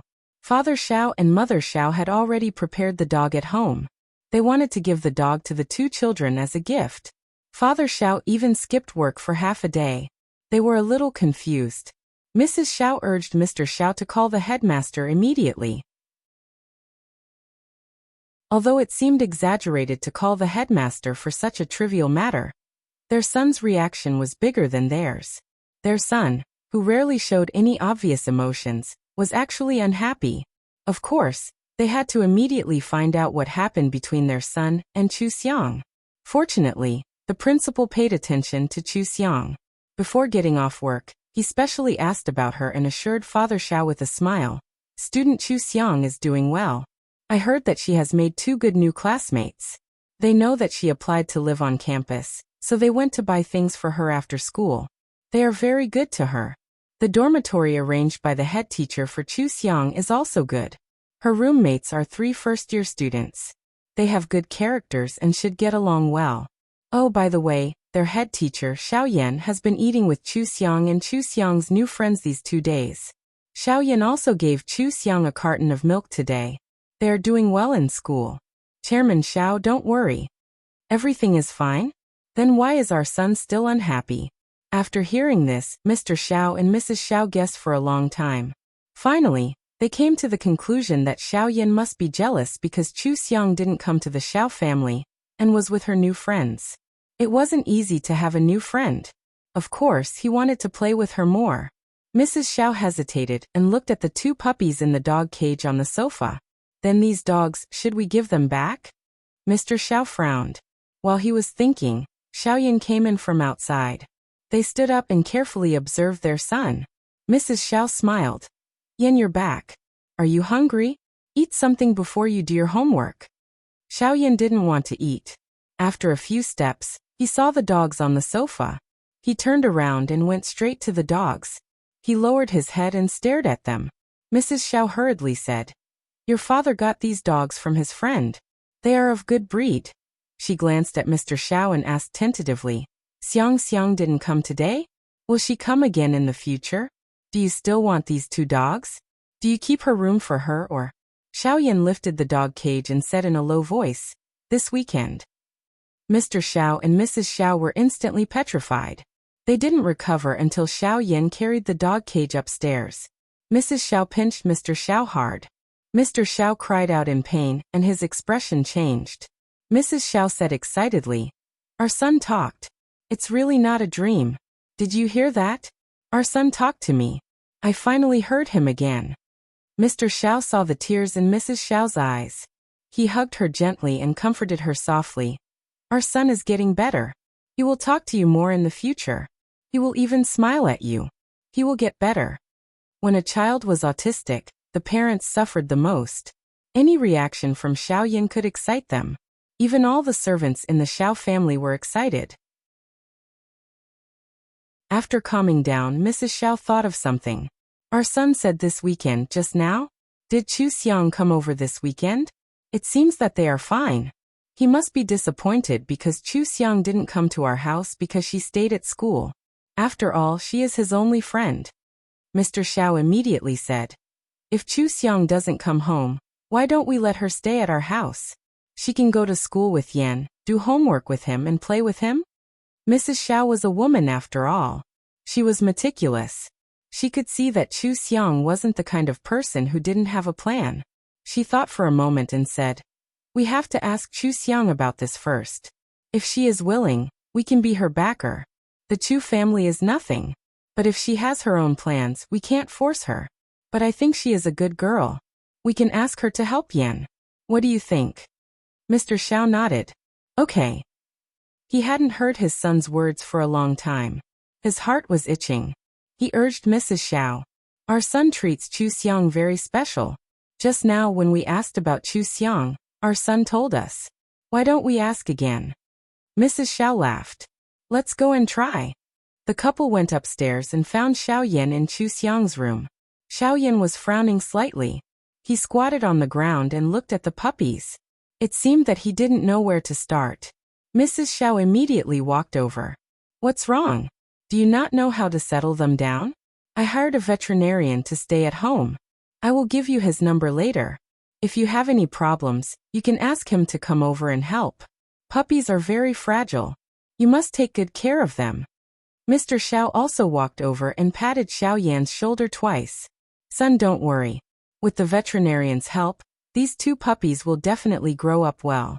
They will be able to play with you after a while. He quietly touched Mrs. Xiao.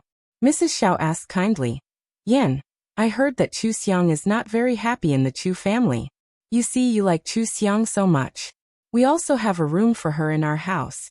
Why don't you ask your father, the school, and the Chu family to bring Chu Xiang to our house to accompany you? In the future, you two can go to school together and go home together. What do you think?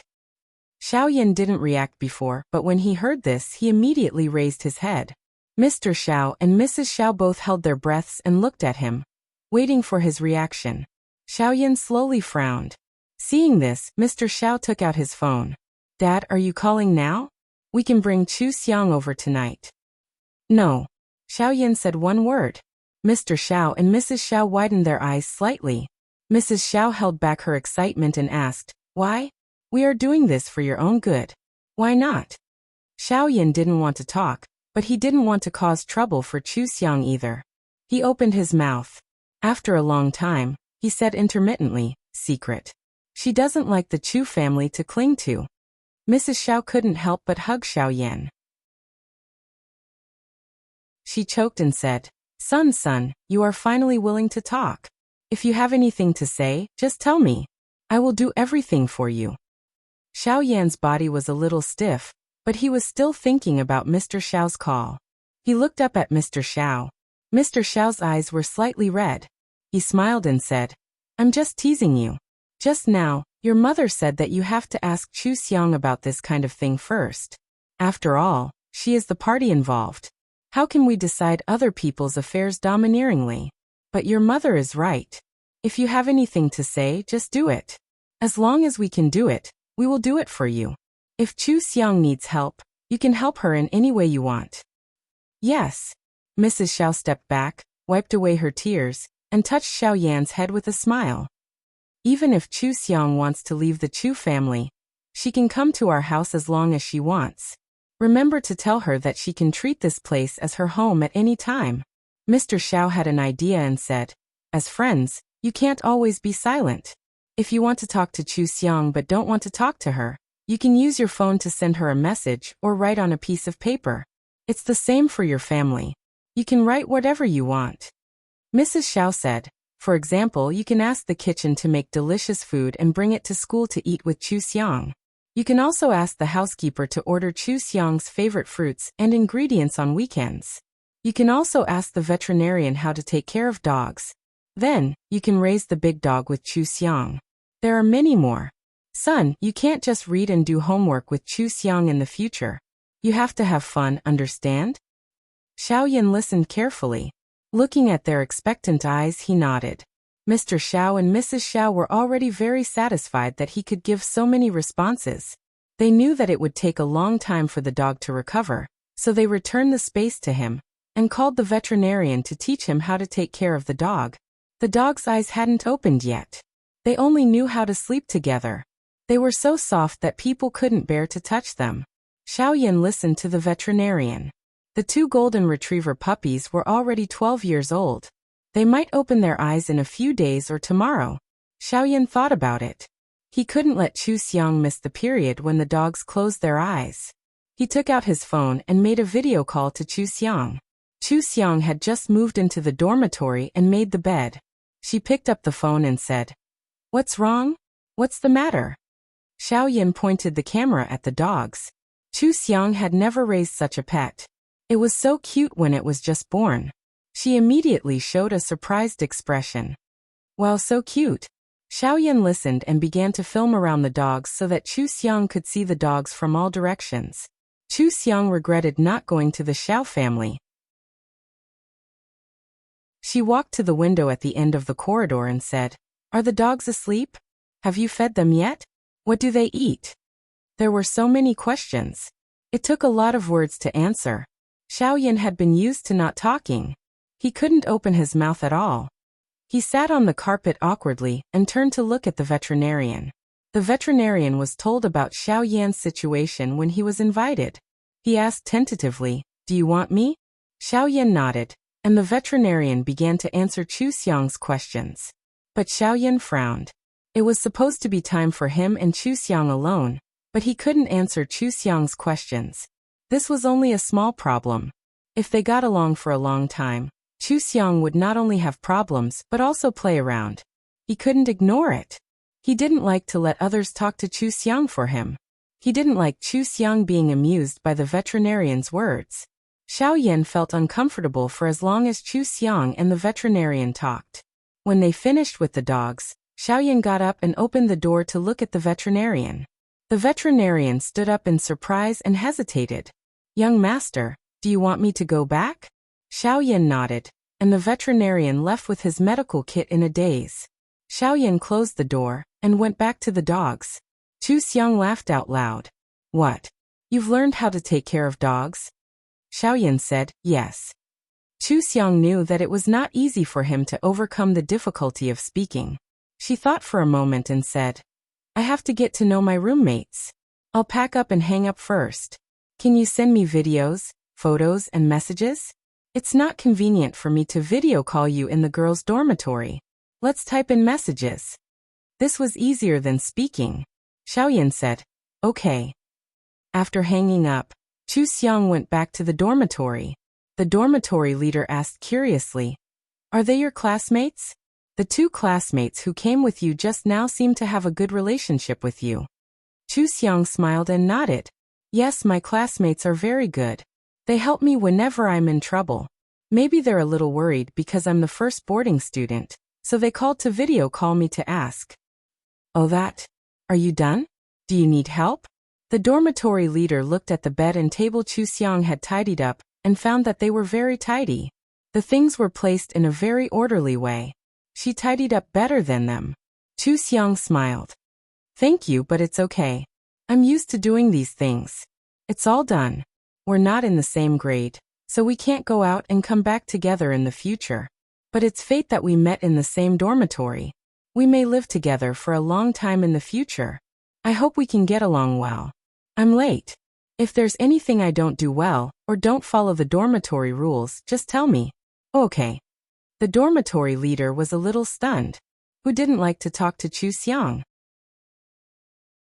Wasn't she very natural and generous? There were 4 people in the dormitory. Except for Chu Xiang, the other 3 were from other places.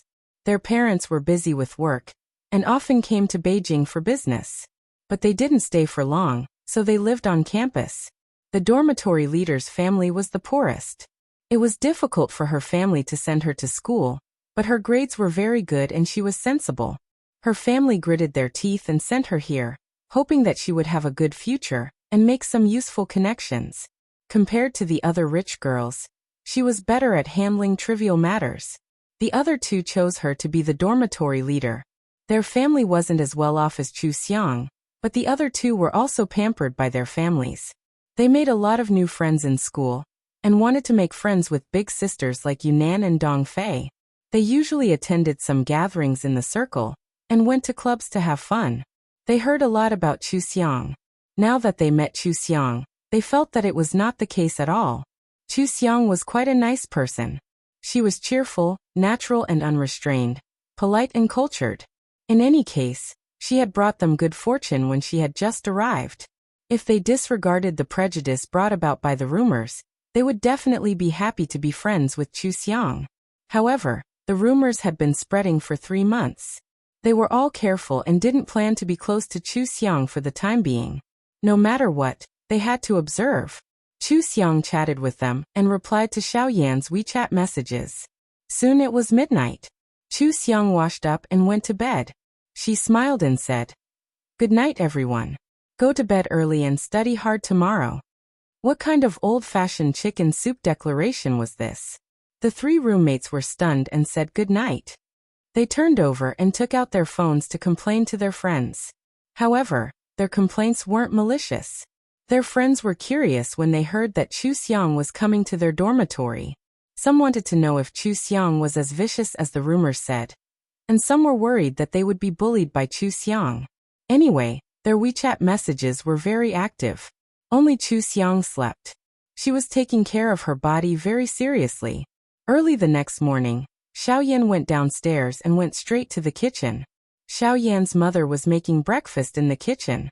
She had been used to cooking for her son for so many years. She was surprised to see her son. "Yan? What's wrong? What's the matter?"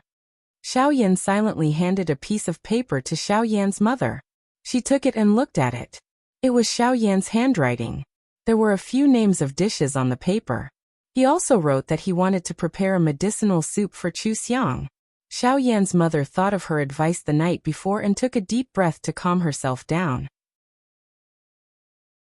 She just found that her son cared a lot about Chu Xiang, so she did it on purpose. She didn't expect that her son would listen to her and make such a big breakthrough. He was willing to take the initiative to communicate with them through words. Xiao Yan's mother agreed without hesitation. "I'll ask someone to prepare it right away. Xiang likes my sweet and sour pork ribs. I'll make it myself later. Son, don't worry. You can go to school after lunch. I'll ask someone to send the food over at noon. I promise it'll be hot." Xiao Yan went out and sat at the table to wait for lunch. Xiao Yan's mother was very happy. She immediately took a picture of her son's writing and sent it to Xiao Yan to show off. Xiao Yan's father looked at his phone in the office and smiled. His son was willing to communicate with others, and his wife was also happy. Chu Xiang was really their family's benefactor. Xiao Yan's special assistant, who was asked to work overtime by his boss, came in with a document. When he saw Xiao Yan's father's smile, he was so scared that he froze on the spot as if he had seen a ghost. Xiao Yan's father looked up and stopped smiling. "What's the matter?" "Chairman, this is the latest project information. Please have a look." The special assistant saw that Xiao Yan's father had returned to normal and breathed a sigh of relief. However, he was very curious. What did Xiao Yan's father look at on his phone just now? Did it have something to do with leaving early these 2 days? As the chairman's first special assistant, shouldn't he know more about it? The campus was as lively as ever. After the students in the class no longer isolated Chu Xiang, the atmosphere in the class became much better. Although they still didn't talk to Chu Xiang much, they used to think that Chu Xiang was vicious and did bad things behind their backs. They were more or less afraid and disgusted. When they saw her, they would feel upset. Naturally, their expressions would be shown, and the atmosphere would not be good. Now that everyone was comfortable, the students were actually relieved.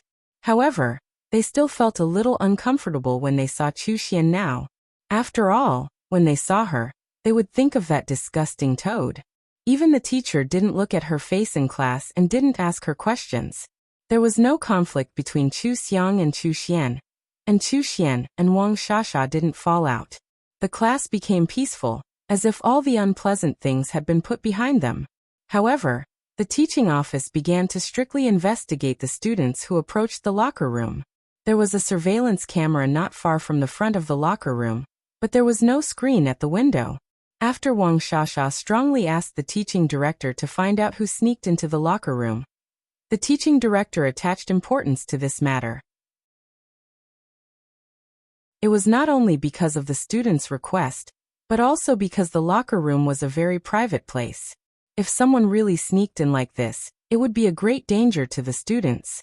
The students would lose their safety, and the school wouldn't be able to explain it to their parents. The process of such a strict investigation was that the head teacher of each class had to calculate where each student was at that time. Some students remembered and could find someone to prove it, so they were directly ruled out as suspects. Some people couldn't be cleared of suspicion, and became people to be investigated because no one could prove, or they forgot what they were doing at that time. This made the students very upset and irritated. They didn't do anything. Why should they be investigated like criminals? Several students who were regarded as key suspects were even more angry. What did Chu Xian's matter have to do with them? Why should they be suspected? Everyone didn't know that it was Wang Shasha who started to ask the school to investigate. They only knew that Chu Xian was bullied, and they hated Chu Xian, who brought trouble to them. The post that was deleted before was brought up again by everyone. Everyone who was suspected told the teacher and the teaching director that Chu Xian must have done it herself, who hated her so much that they bullied her so often.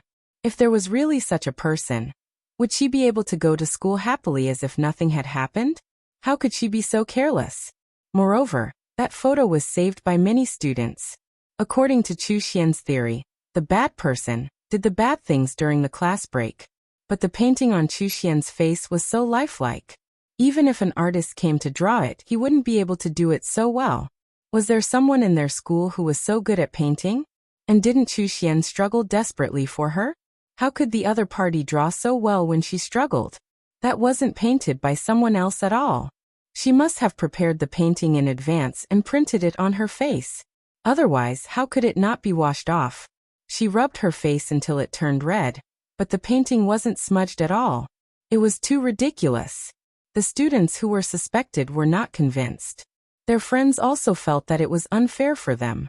Even their classmates started to analyze and speculate. In just 2 days, almost the entire school believed that Chu Xian was the one who directed and acted out this incident. Her motive was to make Chu Xiang unable to continue her studies.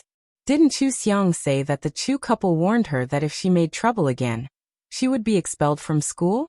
If it weren't for Chu Xiang's good luck to have a classmate as a witness, she would probably have gone home by now. No wonder Chu Xiang didn't dare to argue with Chu Xian when she applied for boarding. Chu Xian was really good at scheming. The Chu couple was really outrageous. It happened to be the weekend. This matter became the focus of the students, family and friends. The matter spread quickly as Chu Xiang expected.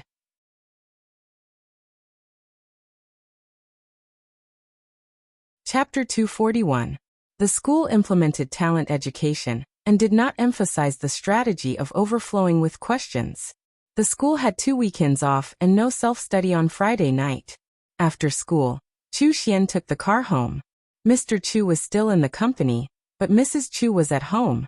Mrs. Chu was sitting on the sofa. When she saw Chu Xian, she smiled and asked, "Are you tired from studying this week?" Chu Xian threw herself into her arms and said coquettishly, "I'm so tired, but I feel very fulfilled. That's what high school is like. It'll be better in college. Mom, don't worry." "Okay, Xian, you're so sensible. I've asked someone to make your favorite dishes. They'll be ready soon." Mrs. Chu suddenly remembered that she still had a daughter. She looked up and saw no one at the door. She frowned and asked, "Xian, has Chu Xiang been going to school these days?" Chu Xian looked up at her calmly and said, "Yes, she has. She seems to have recovered. She even made new friends. I think she's much happier." Mrs. Chu frowned even harder. "What about you?" "She's doing well in every way except for the fact that she's living a good life outside." Mrs. Chu immediately checked the card she gave Chu Xiang and sneered, "Oh, no wonder. It's all because of money."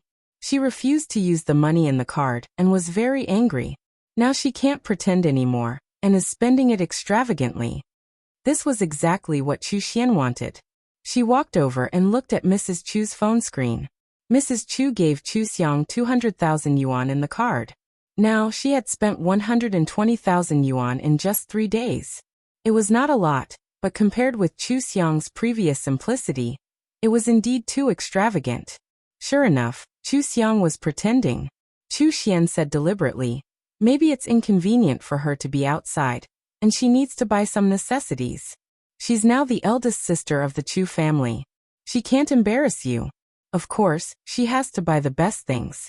She's definitely not pretending. Mom, don't be angry. She's just thinking about you. You're speaking for her? She hasn't even settled the matter of her pushing you into the water. She has a lot of bad habits and doesn't listen to discipline. I really wish I could go back in time and not bring her back. Nothing would have changed. Chu Machen's mother felt that the past 3 months of her life had been extremely annoying. There were even a few more fine lines at the corners of her eyes. Although parents had the obligation to educate their children, she was not the one who abandoned the child. It was someone else's mistake. It was not her fault. All these years, she had already fulfilled her duty of educating and raising such an obedient daughter like Chu Xian. Now a biological daughter suddenly popped out of nowhere and asked her to educate her. Why should she? Even if someone should be punished for this, it shouldn't be her. She was also a victim. However, his biological daughter was not sensible at all. She had no temperament, no knowledge, and was very jealous. Chu Xiang's existence was a disgrace to her. She regretted it countless times. Why did she bring Chu Xiang back? Chu Xian looked at her mother's expression and said, Mother, let's not talk about falling into the water. Sister definitely didn't do it on purpose. That was a class reunion. Why would his sister be so stupid to do such a thing in public? Maybe she just hasn't attended many gatherings and was a little nervous.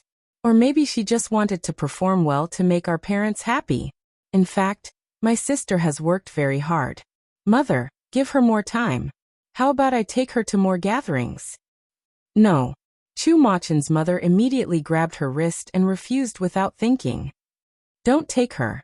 She doesn't even know the etiquette and rules. She can't even speak properly. Won't she be a joke if she goes? Your father and I have discussed it. When she can't stay outside and comes back, we will ask her to take a leave of absence and stay at home to learn what she should learn. Chu Machen's mother frowned again. She doesn't have to go to school on the weekend. Why hasn't she come back? Do you know where she has gone? Chu Xian looked hesitant. After hesitating for a while, she said, My sister, she may not come back. What do you mean? Chu Machen's mother looked at Chu Xian in confusion. She didn't understand her. Chu Xian smiled. Mother, don't be angry. It's really a good thing, not a bad thing. My sister's grades haven't been able to keep up, so she wants to live on campus and save the time of commuting. She wants to study hard and catch up with her grades. So she applied to live on campus and moved in a few days ago. What? Chu Machen's mother opened her eyes wide. Chu Xiang applied to live on campus? And she has already moved in. Why didn't she tell us about such a big thing? Chu Machen's mother picked up her phone and called Chu Xiang, but she couldn't get through. Chu Xian rolled her eyes and pretended to be careless. I saw my sister using her phone in school. Did she blacklist us? Chu Machen's mother believed her immediately. Since the last time she saw Chu Xiang in the hospital, she felt that Chu Xiang was pretending to be well-behaved and dull. The real Chu Xiang was a troublemaker. She was indifferent to her and didn't have the slightest mother-daughter relationship. She probably came back just for the status of the daughter of the Chu family. Of course, Chu Machen's mother wouldn't use someone else's phone to call her. She was happy that Chu Xiang didn't want to come back. She asked Chu Xian a few more questions. After confirming that Chu Xiang was doing well in school and didn't embarrass the family, she put aside the matter of her suspension for the time being. She was still angry and didn't have the slightest intention of looking for Chu Xiang. As for the fact that the homeroom teacher didn't ask her to live on campus with Chu Xiang, she didn't mention it. After all, Chu Xian was still in that class and had a good relationship with the homeroom teacher. In the beginning, the homeroom teacher often talked to her about Chu Xiang's problems in school. She didn't want to talk to her if it wasn't a big deal, and always replied to her messages very late. Later on, the homeroom teacher stopped looking for her. Perhaps this was the reason why she didn't look for her this time. If it wasn't a big deal, forget it. Chu Xian secretly heaved a sigh of relief. Actually, she had been worried since school ended. She was afraid that her parents would insist on looking for Chu Xiang. If Chu Xiang said something and her parents went to the school to find out about the situation, she wouldn't be able to explain who could draw a toad in such a short time. Chu Xiang's move was too ruthless. She really didn't expect that in terms of acting, she couldn't beat Chu Xiang. Chu Xiang's reaction in class was flawless. She even paved the way for her poor drawing skills in art class. Who would believe that Chu Xiang was the one who drew that toad? She couldn't explain it. So she might as well let her parents not know about the school. In a school like this, most of the time, the assistant would communicate with the school. As long as no one deliberately told the parents, it was normal for them not to know about the school. Chu Xian escaped a disaster and succeeded in sowing discord, making her parents hate Chu Xiang even more. She was finally in a good mood. Mrs. Chu, who had calmed down, asked her, "I'm going to the spa with a few wives tomorrow. Xian, do you want to go out with me?" Chu Xian smiled and shook her head. "Mom, I won't be going to a gathering between your wives. I'll go when there are people my age." The toad photo had been spread in the circle. Many people who knew Chu Xian couldn't believe that it was Chu Xian. Some tactless people sent her the photo, but she didn't reply. The label of disgusting had been attached to her, and it couldn't be removed in a short time. Wouldn't she be a joke if she went out? However, she didn't feel bad. After all, her plan was long-term. It didn't matter if she built up her connections later. As long as she could take over the Chu group, who would care about an ugly photo of her when she was a student? The new and excellent label was enough to cover up the ugly photo this time. When time passed and people gradually forgot, this kind of photo that didn't hurt her muscles and bones wouldn't affect her at all. She had lived a long life, so she was very calm in this regard. There were no traces that couldn't be washed away by time. She was good-looking, so she didn't worry about this temporary impact. She just didn't want to attend the gathering in the circle for the time being. She decided to keep a low profile for a while. If she didn't show up, the topic about her would naturally decrease. It just so happened that Chu Xiang was not at home. She could take advantage of this time to improve her relationship with her parents. Chu Xian's mother didn't think too much. After all, she raised her daughter herself. She had never worried about her. She just thought that Chu Xian had her own arrangements. Have a good rest on the weekend. If you're bored, go out and play. She looked at her sensible and considerate daughter in front of her, and felt much better. Then she thought that after Chu Xiang lived in school, their family would return to their previous life. There was nothing bad about it. There was no need to be angry. However, Chu Xiang's behavior was a challenge to their authority as parents. She directly stopped the card she gave to Chu Xiang. It was the usual practice of parents to cut off the economic lifeline, and the Chu family was no exception. Chu Xiang could live in school if she wanted, but first, she had to go home and apologize for falling into the water. She could only go back to school if she really regretted and knew what she did wrong. Chu Xiang just walked out of the school and got into Xiaoyan's car. The driver smiled when he saw her. "Hello, Sister Chu." "Hello, Brother Zhang."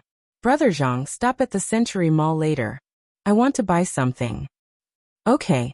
Driver Zhang responded and drove the car out steadily. Chu Xiang put down her school bag and smiled at Xiaoyan next to her.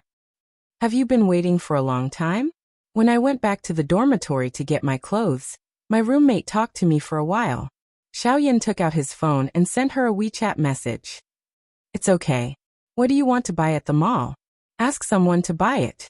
Chu Xiang also sent him a WeChat message. "Buy a gift for your parents. The last time I visited them, it was too sudden and I didn't prepare anything. This time, I should bring a gift." "No need." Xiaoyan's messages were as few as his.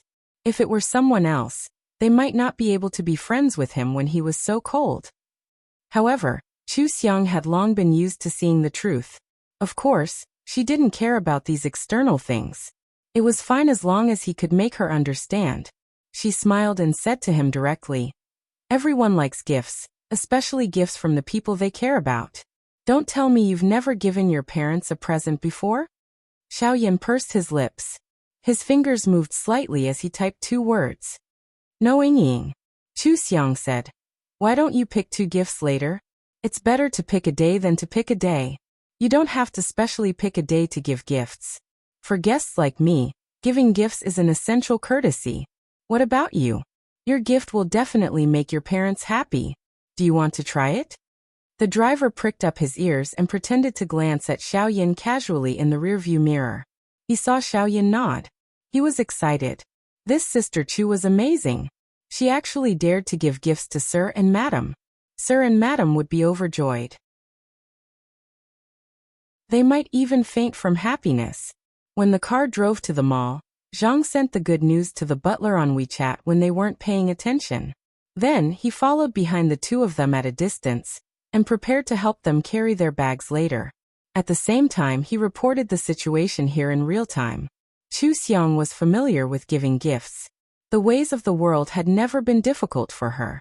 Unconsciously, she seemed to have begun to enter the world. She no longer treated the world as a game and let herself be independent of the world. Sometimes, if she really immersed herself in her current identity, it would make her life more colorful. She quite enjoyed it. For no reason, the gifts should not be too expensive. However, Mr. and Mrs. Xiao treated her so well that she couldn't give them an ordinary gift. Chu Xiang chose a silk scarf worth 60,000 yuan for Mrs. Xiao. The color was very good, and it matched Mrs. Xiao's temperament. I'm sorry, sister. Your card has been terminated.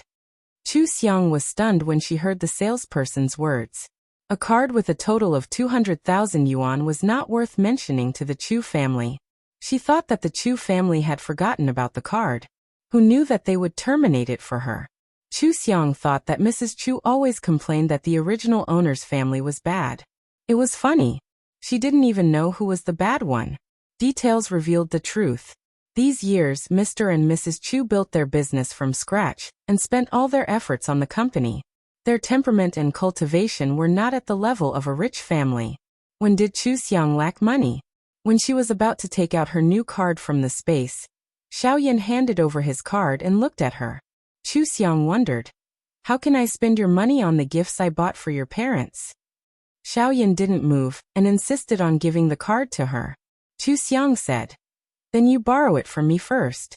I'll return it to you later. Chu Xiang didn't think it was a big deal. She took the card and swiped it for the salesperson naturally. Xiaoyan's expression relaxed.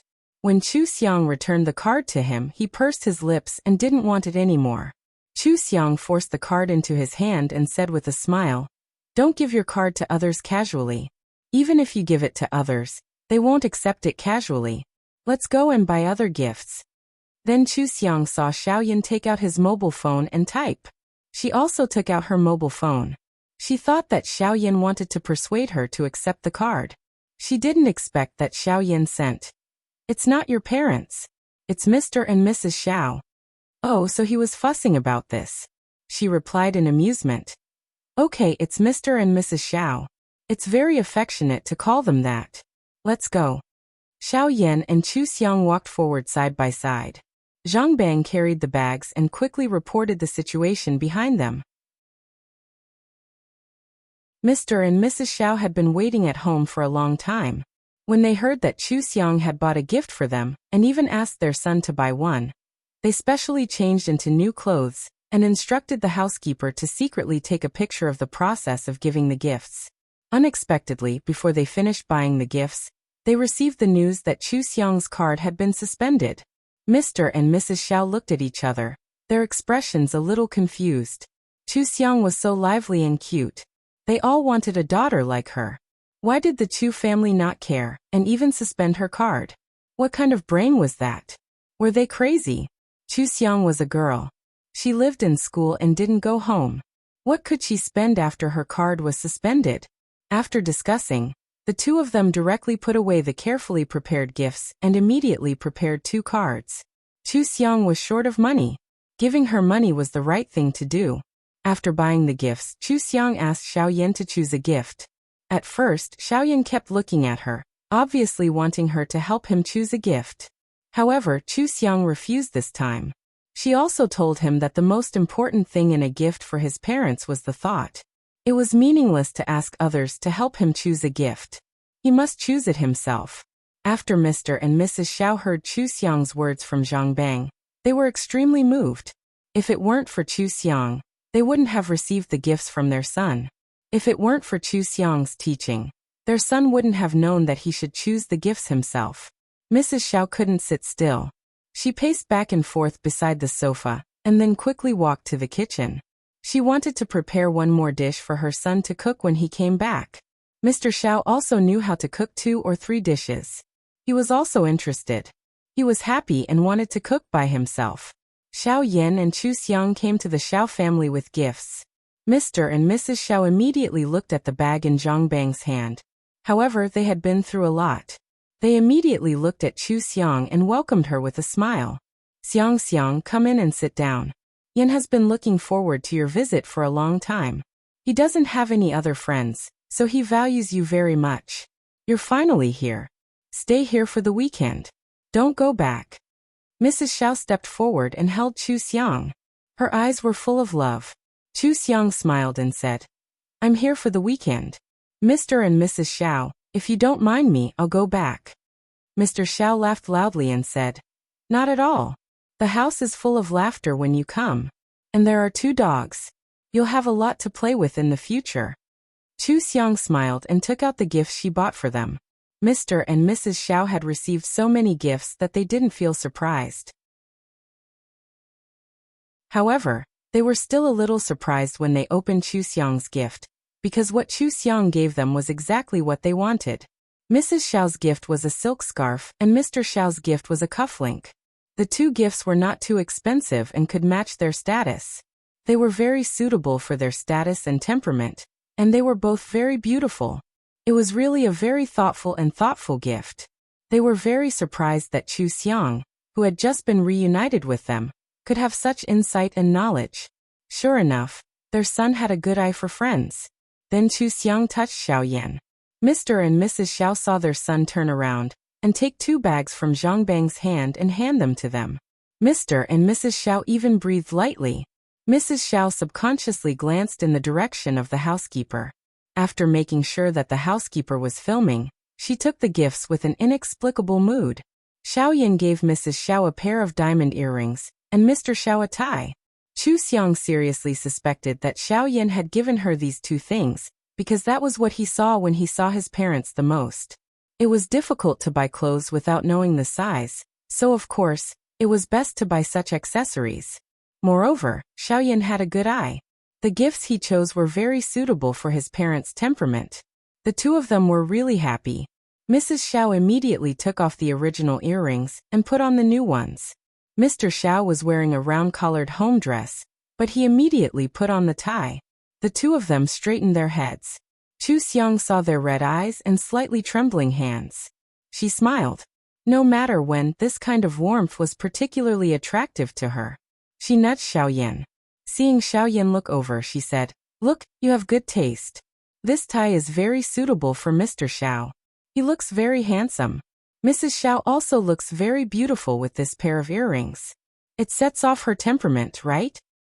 Xiao Yan looked at his parents. They also looked up at him with anticipation. Xiao Yan nodded seriously. It looks good. Mr. and Mrs. Xiao immediately smiled. It looks good. Yes, it looks good. Mom and Dad like it very much. Xiang's gift looks good too. Mrs. Xiao also put on the silk scarf. Mr. Xiao couldn't wear cufflinks, but he took them out to compare. He obviously liked it very much. Xiao Yan saw that they liked Chu Xiang's gift. They were even happier than he had given the gift. His expression was obviously very relaxed. Mr. and Mrs. Xiao hadn't heard their son speak for so many years. Naturally, they paid close attention to their son's every expression. Now they could easily tell whether he was happy or angry. At this moment, they were once again sure of one thing. Their son cared about Chu Xiang very, very much. Then they also cared about Chu Xiang and doted on her as if she were their own daughter. After the excitement, Mr. and Mrs. Xiao went upstairs and carefully put the gifts into the safe. At the same time, they watched the video taken by the housekeeper and saved the video on their phones and computers. They could watch it whenever they wanted. From the first time they were excited because of their son's changes, to the time when their son was willing to communicate with them through WeChat, to the time when he personally chose a gift for them, these breakthroughs made them excited again and again. They finally calmed down a little when it came to their son's changes. This was because they saw hope for the future. This kind of thing wouldn't happen once, twice, 3 or 4 times. It would fill their entire lives in the future. They hadn't felt this kind of hopeful feeling for many years. It was like a dying tree suddenly receiving rain. Even the surrounding air became lively. Mr. and Mrs. Xiao were very grateful to Chu Xiang. They asked them to change into their home clothes and rest. Then, the couple went into the kitchen to cook together. As soon as Xiaoyan went upstairs, he took Chu Xiang to see the dogs. The dogs had been moved to his room so that it would be easier to take care of them at night. Chu Xiang saw the 2 golden retriever puppies. They were completely different from the golden retrievers when they grew up. She was a little surprised. This is the first time I've seen such dogs. Why haven't I raised pets before? Xiaoyan wanted to pick up the dogs and show them to her. As soon as he reached out, he was stopped by Chu Xiang. They're sleeping. Don't disturb them. Anyway, I'll be here on weekends. There's plenty of time. Xiaoyan nodded and whispered, let's go to your room and redecorate it. Chu Xiang found that when there were only the 2 of them, he was obviously more talkative. When they went to the next room, Chu Xiang saw the well-decorated and comfortable room. She smiled and said, I like it very much. Thank you. Well, go and change your clothes. We'll come up and play with the dogs after dinner. Okay. Xiaoyan was very happy to see that she liked his home. The dinner was very sumptuous. Not all of it was cooked by Father Xiao and Mother Xiao, but they still made 2 dishes each. Chu Xiang ate a lot of it. Xiaoyan saw that Chu Xiang was eating something delicious, so he followed suit. Father Xiao and Mother Xiao looked at them happily. After 10 years, the Xiao family finally became warm again. After dinner, Mother Xiao immediately took out 2 cards and put them in Chu Xiang's hand. Xiang, this is a meeting gift from Father Xiao and Mother Xiao. I didn't prepare it last time, so I'll make it up for you this time. Chu Xiang didn't react. What was wrong with this family? Why did they all like to give cards? Just as she was about to decline, Mother Xiao held her hand. It's just a little token of our sincerity. We bought snacks for you. You can't refuse. Since she said so, she took it. Chu Xiang smiled sweetly. Thank you, Father Xiao. Thank you, Mother Xiao. Oh, good girl. Mother Xiao was very happy.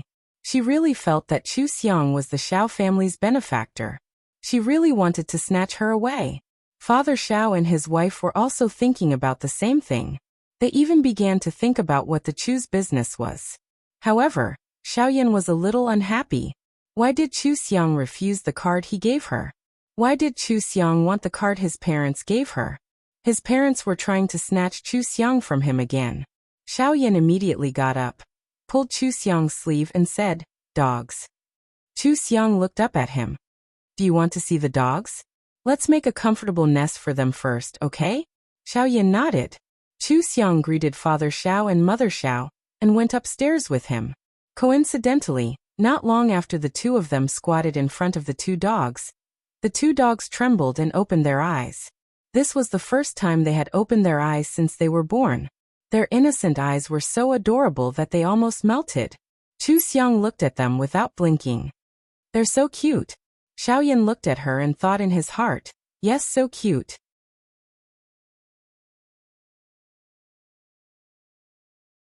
Chapter 242. Chu Xiang lived in the Xiao family. She lived like a rich and powerful person. Even the cleaning, maids and education were top-notch.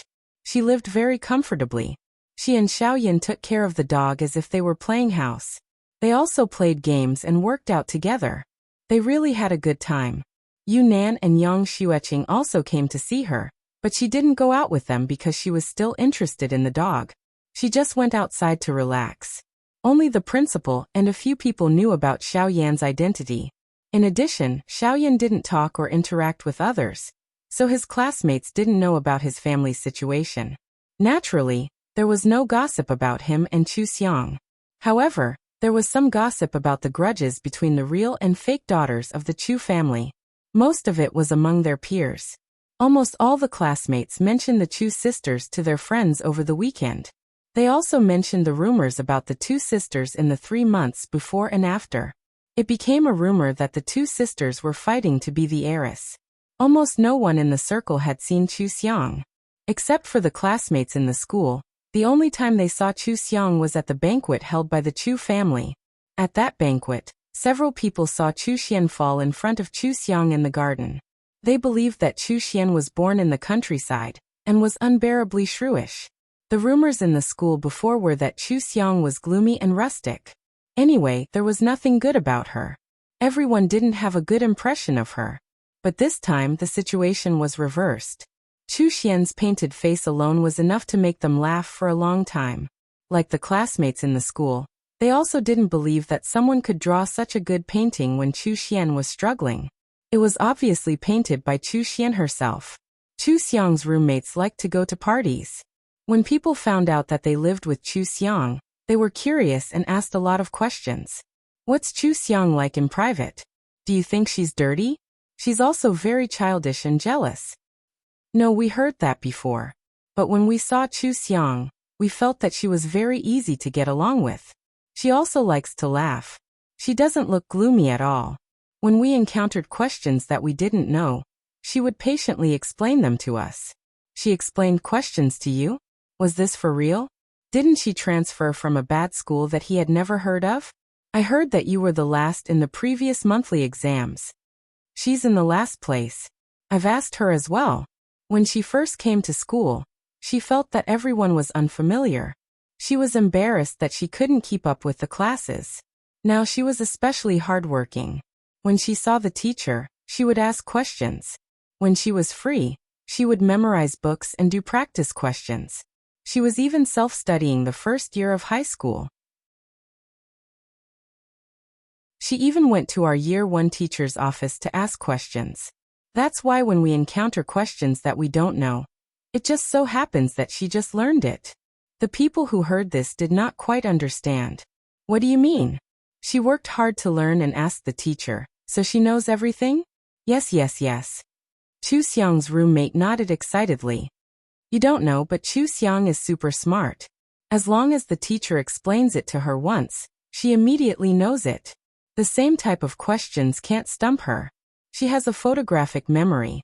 Our dormitory leader is going to participate in a speech competition and is memorizing the speech in the dormitory. Chu Xiang only read the speech once, but she can actually tell the dormitory leader where the words are missing and where the mistakes are. She's amazing. She's simply my new idol.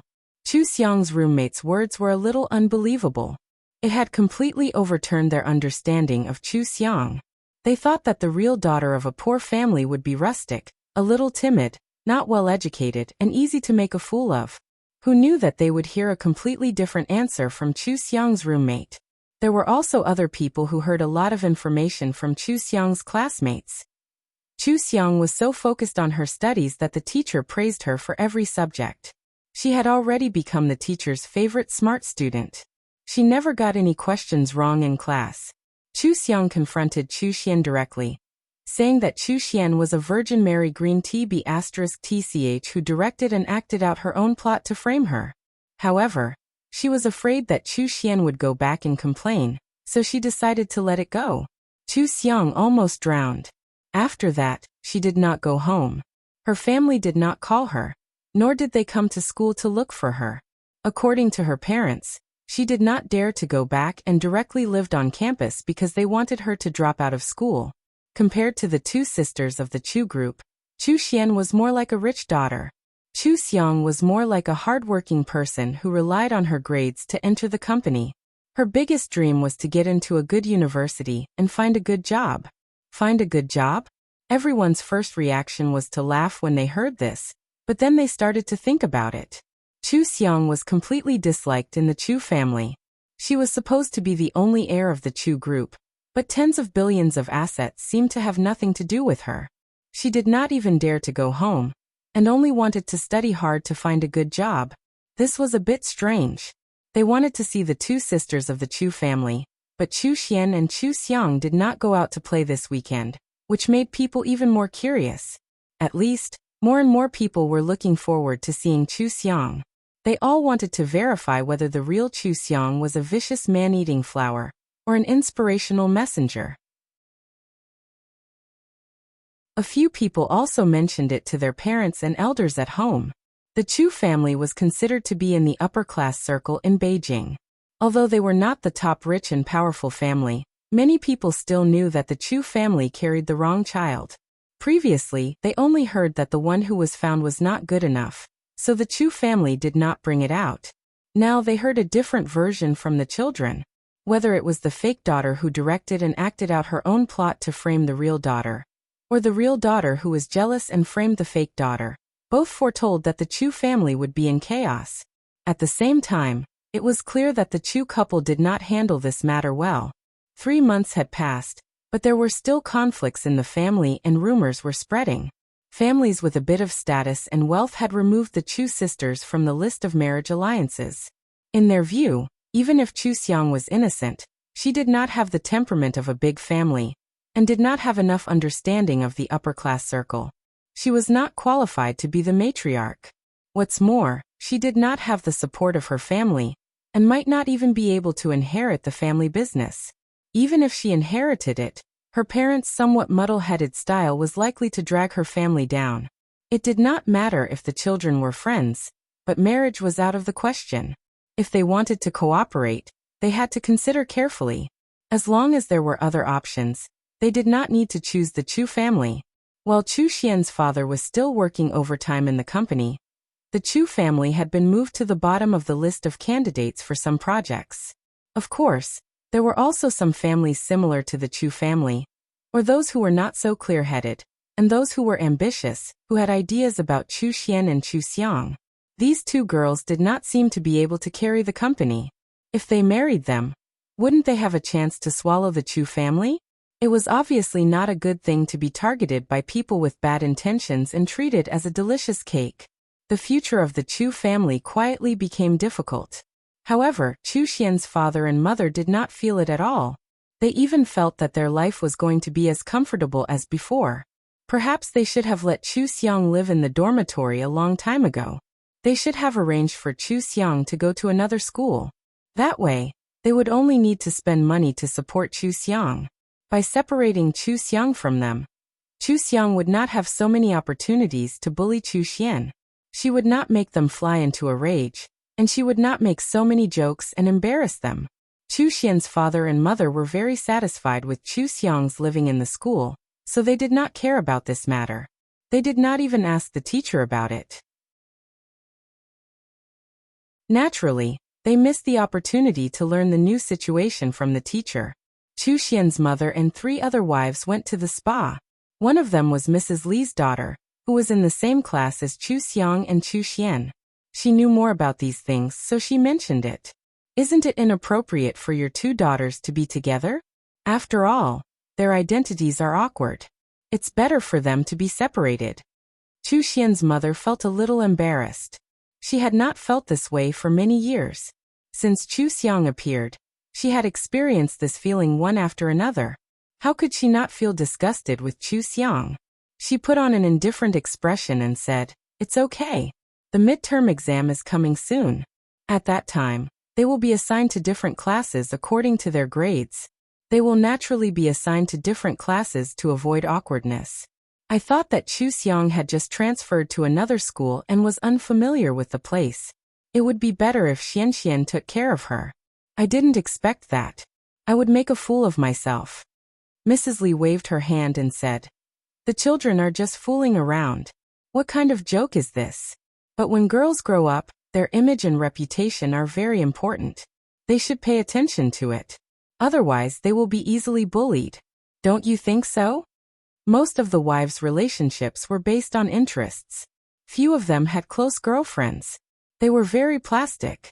No matter how well-mannered they were, Mrs. Li certainly did not want to talk about the things in the school in detail. She just said a few words.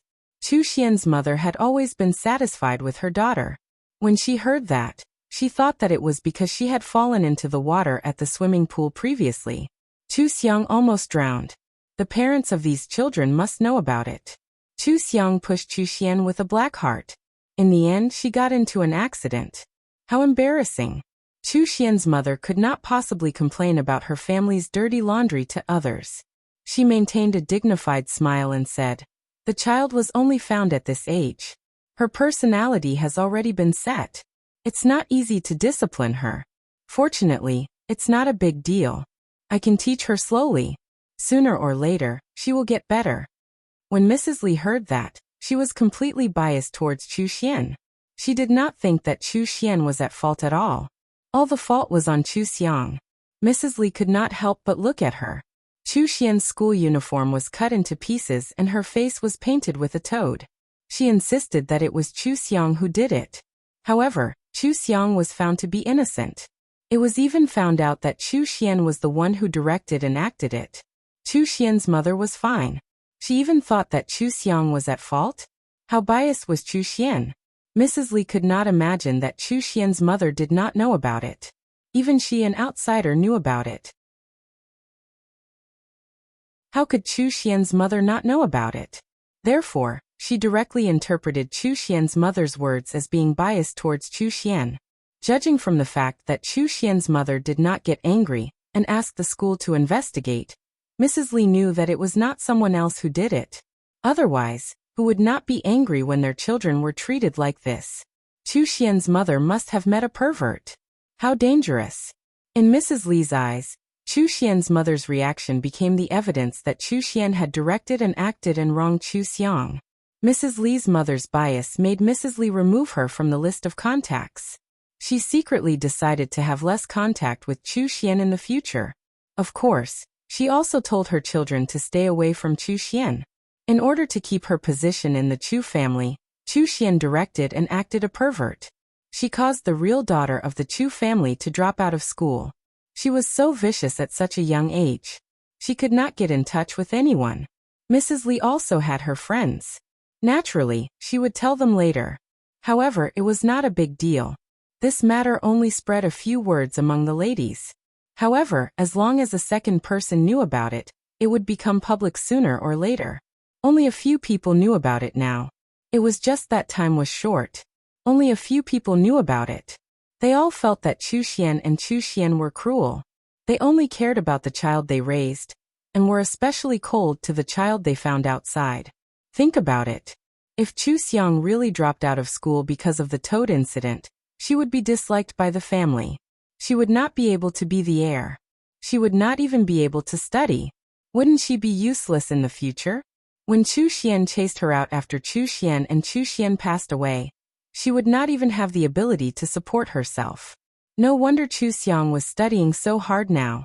If she could persevere, she would be quite smart. She knew how to use the resources available to her for her own benefit. Although this benefit was too insignificant to them, it was the best that Chu Xianglai could get at the moment. The image of Chu Xian and Chu Xian treating their biological daughter harshly was like a seed sown in the circle. As long as it was fertilized and watered, it would grow into a ginseng tree that could not be washed clean. And all of this was the result of Chu Xiang laying the groundwork. She liked this kind of method the most. She would dig a hole in a circle and make a move in the end. Who asked her to be weak in the early stages of her transmigration? This kind of method was the most useful and the most convenient. She let the heaven and earth mirror go out for a few rounds. She had a specific understanding of the current development situation and adjusted her plan in time. Before the morning reading on Monday, there were not many people in the class. Chu Xiang was embarrassed to borrow money from Yunnan. Xiaoyan looked at her in confusion. Didn't his parents give her a card? Why did she still want to borrow money from others? Did she not want to spend his family's money? Yunnan was also stunned. How much do you need? Chu Xiang. 200 yuan. Ah, 200 yuan?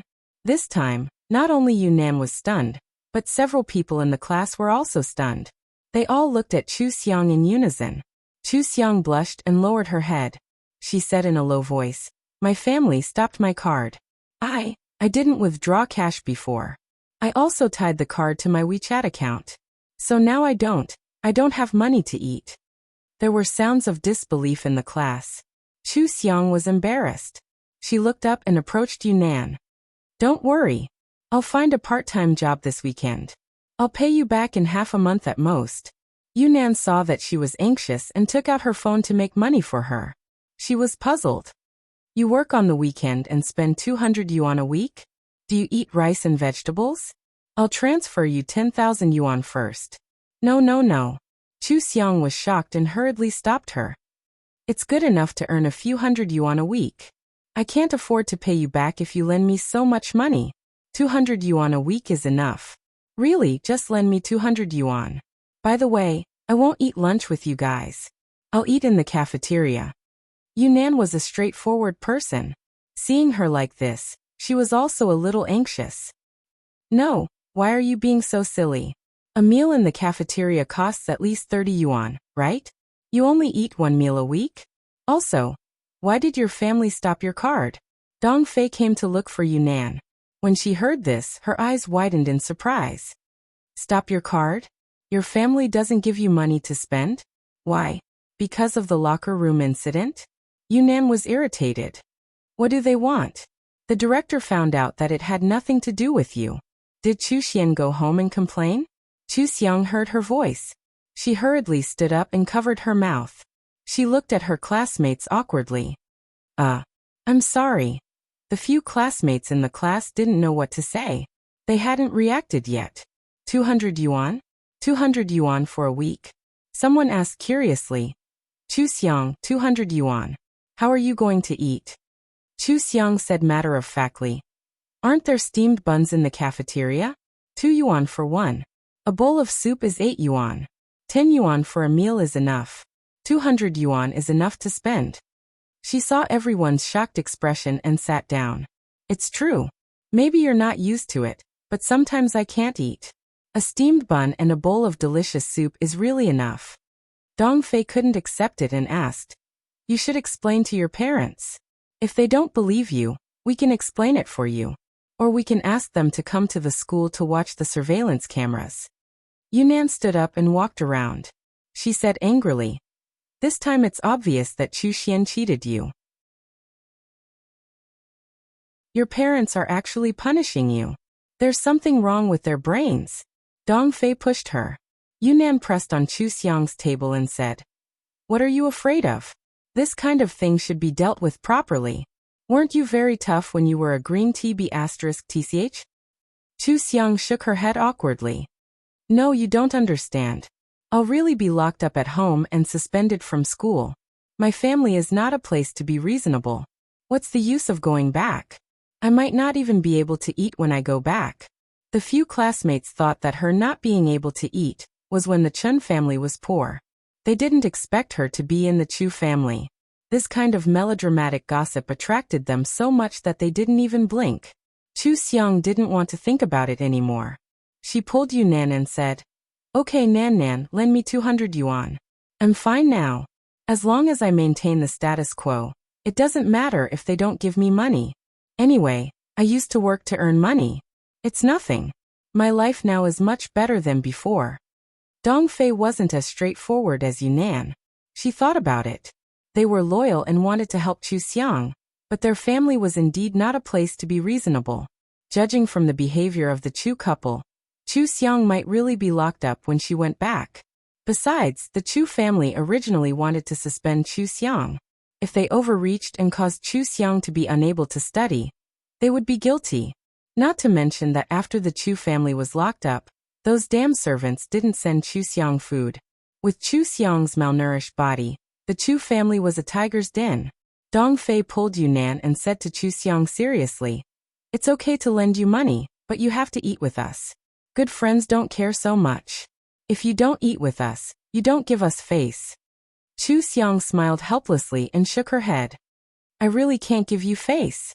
I know you're doing it for my own good, but I can't eat with you.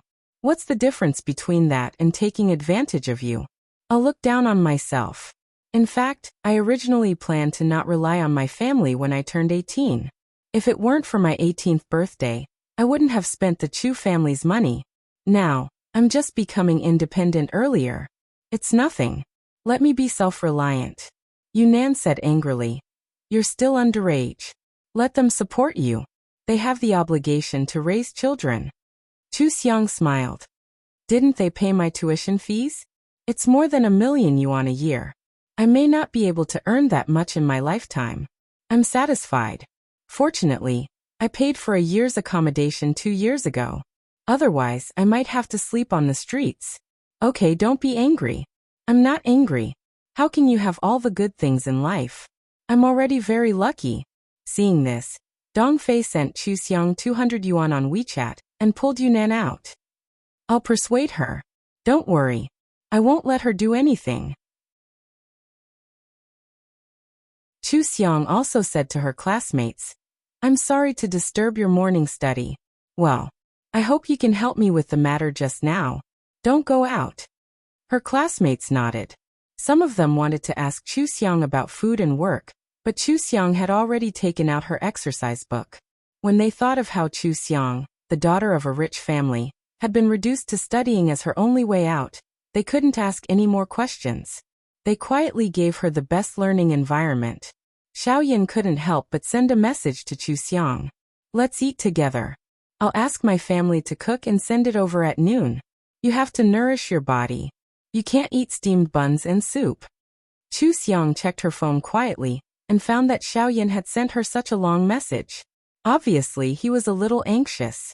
She explained, I'm pretending. If I don't eat steamed buns, how can I let the whole school know that the Chu family suspended my card? Don't worry. It won't affect me if I eat a few steamed buns. I'll go to your house to eat delicious food on the weekend. Xiaoyan was stunned. He didn't find it strange. Just like how Chu Xiang pretended not to know how to do exercises, he found that she was completely different from what he knew. He breathed a sigh of relief and was a little happy at the same time. It was because he was the only one who knew the real Chu Xiang. It was also because of Chu Xiang's trust in him. He insisted, I'll bring it to you secretly. You eat it secretly. Zhang is a retired soldier and my bodyguard. He's very good at anti-reconnaissance. Let him keep a lookout, and he won't be discovered. Chu Xiang had already noticed that Zhang wasn't an ordinary driver. He was probably not an ordinary retired soldier, but a soldier king. She didn't know why the Xiao family hired such a powerful bodyguard and driver for Xiaoyan. However, she was very relieved with Zhang around, so she agreed to Xiaoyan's suggestion. The students came to class. In the morning, the students didn't make a mess. However, Chu Xiang went to the cafeteria to eat steamed buns and soup at noon and night. Then, she took a book and went to some corner to study. Many people noticed and even posted a post on the forum to express their doubts. After all, the tuition fee of this school was 1,000,000 yuan. Which student had eaten such a simple meal? Of course, they were confused about what Chu Xiang was doing. Chu Xian brought her own food. She didn't want to go to the cafeteria and be surrounded by so many people, so she kept a low profile and stayed in the classroom. It wasn't until she saw the post that she realized what Chu Xiang had done. The Chu family had stopped Chu Xiang's card, and Chu Xiang was so shabby. Wasn't this embarrassing the Chu family? What would the people in the school think of the Chu family? How would they treat her? Before Chu Xian could do anything, someone anonymously posted on the forum about Chu Xiang's card being suspended. He said that Chu Xiang couldn't resist. If she resisted, she wouldn't be able to go to school. She would even be grounded and not be able to eat.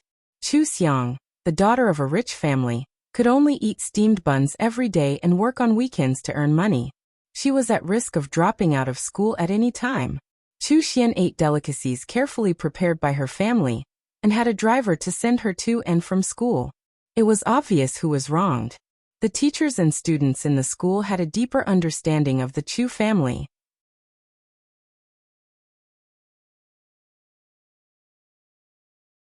Chapter 243. After school in the evening, Chu Xiang had just covered the cap of her pen when she saw Chu Xian standing in front of her. Chu Xian was at a loss and handed over a card. Sister. Before she could speak, Chu Xiang's expression changed and she stood up abruptly. What are you doing? Chu Xiang immediately attracted the attention of the students who were looking at Chu Xian, and no longer paid attention to Chu Xian's superb acting skills. Chu Xian felt like she was acting on set, and desperately wanted to suppress Chu Xiang. She bit her lip and said, Sister, don't misunderstand Mom and Dad. You didn't come home for so many days and even blocked our number. They were worried about you and wanted you to come home, so they blocked your card. I didn't expect that you would rather suffer than come home. Mom has been so worried about you that she couldn't eat and couldn't sleep. Come home with me. Also, take this card. Wait. Chu Xiang raised her hand in surprise to stop her. Your mom was so worried about me that she couldn't eat and sleep? Then why didn't she come to school to find me? Some students who thought that Chu Xiang might have misunderstood their parents immediately understood. Yes, if they dared to not come home for so many days, their parents would have come to school long ago regardless of whether they were angry or worried. Chu Xiang was in school and didn't go missing. But why did Chu Xiang block her family? Chu Xiang immediately gave them the answer. I was scolded by my mom when I woke up in the hospital. She refused to listen to my explanation and said that I must have pushed you into the water and wanted to kill you. She told me to go home and apologize to you. Then she left angrily. I didn't do it. If I admit to such a groundless accusation, wouldn't it be attempted murder? If I don't apologize to you, they will think that I don't repent. You have seen the consequences many times before. Chu Xian, you don't have to say these strange things to me. Every time you say something, my classmates misunderstand me. I beg you to stop talking to me and don't mention me again, okay? If Mom and Dad catch me one day, I have nothing to say. Now Mom and Dad don't come to find me, and I don't want the family's money. I can rely on myself, right? Even a rabbit will bite when cornered. Don't force me anymore. No one felt that Chu Xiang was in the wrong when she changed her attitude of swallowing her anger and humiliation. Chu Xian is too much of a bully. She even said that she was worried about Chu Xiang. She is so fake. That's right. Look at the way he's throwing the card. What's there to show off? Wasn't that money supposed to belong to Chu Xiang? She's been using Chu Xiang's identity for so many years, yet she still has the nerve to pass her card to Chu Xiang. She did it on purpose, right? Chu Xiang is right. Chu Xiang always says strange things in front of everyone. We used to misunderstand Chu Xiang. Isn't it because Chu Xiang is not as good as her? It's a good thing that Chu Xiang has gotten over it after dying once. Otherwise, she would have been bullied to death by her. Some of the students' voices were loud, and some were soft. Chu Xian heard them more or less. She forced herself to put away the card and apologized. Sister, I'm sorry. I didn't mean that. I didn't think so much. I've never encountered such things before, so I don't know how to deal with it. I'm sorry to have caused you trouble, but I definitely don't mean anything bad. I can't. I'll go home and persuade Mom and Dad. They just said it in a fit of anger. Chu Xian, that's enough. Yunan couldn't listen to it anymore. She stood in front of Chu Xiang and said, Do you think no one knows about your family's dirty deeds? You still have the nerve to say that your mom is worried about Chu Xiang? If you're so worried, why don't you show up? Even if you call the teacher to ask about the situation, you should know how Chu Xiang is doing in school. She was wronged by you last week. Did your parents teach you a lesson? Yunan, you misunderstood. Chu Xian felt that she had been crushed by Chu Xiang just now. She felt suffocated, but it was more than enough to deal with Yunan. Unexpectedly, Yunan had a quick temper. She didn't give her a chance to perform at all. She didn't even let her finish her sentence. Don't pretend in front of me. Aren't you just relying on the fact that no one can prove your family's dirty deeds? It's not that there isn't any evidence, but Chu Xiang doesn't want to wash her dirty linen in public. She's covering it up for you. But you just can't stop looking for trouble. Why? Isn't it enough that you bullied Chu Xiang until she can't go home? What else do you want? Chu Xiang tugged at Yunan and gave her a thumbs up in her heart. Well done. Chu Xian's pupil shrank slightly, and her gaze fell on Chu Xiang's face. What evidence? Why did Yunan help Chu Xiang so much? Could it be that she neglected something and Chu Xiang had something on her? Chu Xiang lowered her head. She couldn't see anything. At this time, several students had already gathered around curiously. Yunan, what evidence? Hurry up. Everyone has misunderstood Chu Xiang for so long. They all want to know the truth. When Yunan saw Chu Xiang die, she always unconsciously wanted to protect her. She had long wanted to know the truth. She couldn't stand it anymore. She pulled Chu Xiang over and rolled up her sleeves. She said loudly, "The evidence is Chu Xiang's medical report. She suffered for Chu Xian in the Chun family and was abused all year round. After returning to the Chu family for 3 months, she was actually malnourished." Malnourished? Have any of you ever been malnourished? Is the Chu family going bankrupt and can't eat? Chu Xian, tell me, how did you, as a good sister and a good mother, let Chu Xiang be malnourished after returning to the Chu family for 3 months? Why did you return to the Chun family after only a week? Did you find out that your biological parents are perverts? Are you grateful to Chu Xiang? Are you ashamed to face Chu Xiang? You only know how to scheme against Chu Xiang. The whole class instantly surrounded Chu Xiang. Shocked voices rose and fell one after another. Everyone's eyes widened. There was no other reason. The scars on Chu Xiang's arms were too shocking. It was obvious that the scars were old and new. It was definitely the result of years of continuous abuse. Some soft-hearted girls' eyes turned red. They questioned Chu Xian. "You must know that your parents are not good people, right? Otherwise, why didn't you return to your family? You actually have the nerve to treat Chu Xiang like this." "That's right. I thought this kind of thing could only be seen in the news. It's actually happening around us. Chu Xiang, sue them. You're not their biological child. Even if they abuse you, it's not domestic violence. It's intentional injury, right? Sue them. Oh, if they go to jail, won't Chu Xian have a mother with a beard?" The Chu family must have considered Chu Xian's reputation, so they didn't sue her, right? That's enough. Can't you see how biased the Chu family is? Think about it.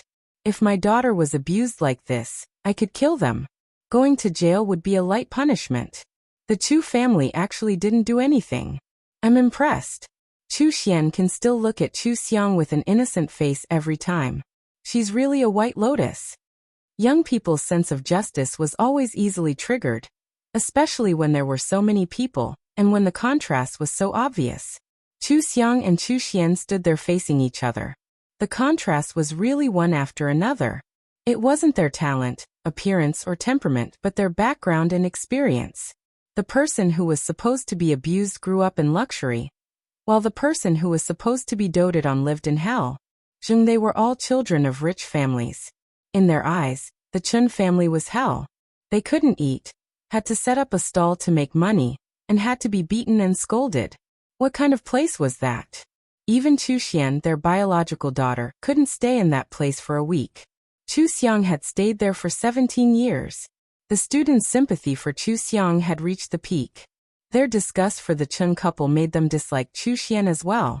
Thinking back to Chu Xian's behavior in the past 3 months, they increasingly felt that she was a hypocritical white lotus, a green TB*TCH. She wasn't even worthy of a saint. After all, a real saint would never run away from the Chun family and return to the Chu family. Chu Xian clearly couldn't bear the hardships and coveted the Chu family's wealth. Chu Xian's face paled under so many accusations. This was different from the label of a toad. At most, the label of a toad would be a prank. At most, it would be forgotten by people in a year, and it would no longer affect her. However, this time, these revelations proved that she was a person of poor character. She really didn't know that Chu Xiang was malnourished. Otherwise, she wouldn't have gone so far. At least, she would have taken care of Chu Xiang until she recovered, and even removed the scars. Chu Xiang had hidden it too well. She was sure that Chu Xiang had purposely guided the development of this chain of events. She knew too little about Chu Xiang. She had been tricked twice in a row and directly ruined her reputation. Chu Xian's heart was in a mess. She subconsciously looked at Bai Shasha. Bai Shasha frowned. Her first reaction was to wonder what Chu Xian meant. Did she want her to stand up for her? She wasn't Chu Xian's follower. She had stood up for Chu Xian time and time again, and was slapped in the face. She felt uncomfortable in her heart. Especially today's matter. When she saw the scars on Chu Xiang's arm, she couldn't say a single word. If the arm was like this, what about the body? If she had been the one to suffer all of this, she might have even gone mad. Even if Chu Xiang had really bullied Chu Xian, she could still understand it. If it was her, she would hate Chu Xian to death. Chu Xiang pulled down her sleeves and took a deep breath. She looked at Chu Xian coldly. In the future, don't talk to me. Don't say those words to others that will misunderstand me. If you insist that you didn't mean it, then it can only mean that your EQ is very low. You don't even know how to speak human language. I won't take a single cent from you. I don't want your parents who love you to snatch your money. Anyway, I can earn money myself after so many years. I don't need your sympathy. After the college entrance examination, we will go our separate ways. I hope that before the college entrance examination, we will go our separate ways. In the end, she added, if you provoke me again, don't blame me for being impolite. Chu Xian didn't know how to respond. Chu Xiang packed her bag and left first. The other students naturally dispersed. However, they were still discussing this matter. It was foreseeable that the campus forum and students' WeChat would not be quiet tonight. This big news would definitely spread at the fastest speed. Chu Xian anxiously returned home. She locked herself in her room and stared at the developments in the WeChat group in moments. She wasn't a smart person. Otherwise, she would have been a winner in her previous life. She just relied on her rebirth and knew more than others.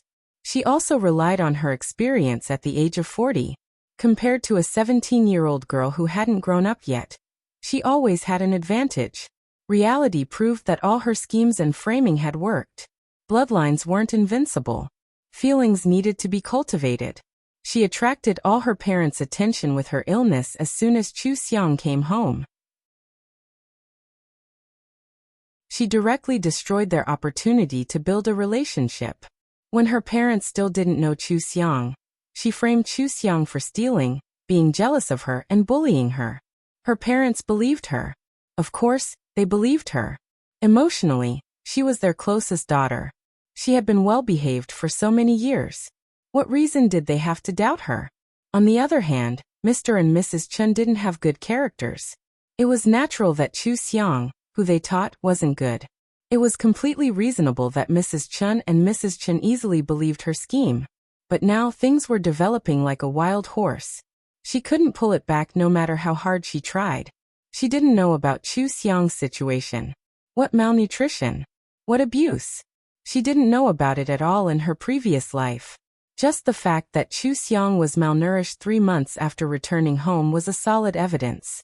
The fact that the Chu family mistreated Chu Xiang was a solid evidence. No matter how much she acted and framed Chu Xiang, it was useless. Chu Xian anxiously walked around the room. Things were completely out of her control. She didn't have a team to discuss with like in her previous life. Now she was alone. She didn't know how to get out of this unscathed. She wanted to clear her name, a good reputation, the love of her parents and the Chu family. What should she do? She couldn't think of anything. The heaven and earth mirror floated in the corner of the room, telling Chu Xiang the truth about Chu Xian's situation. Chu Xiang was very satisfied with this development. Wasn't Chu Xian used to the entertainment circle? She happened to be very familiar with this.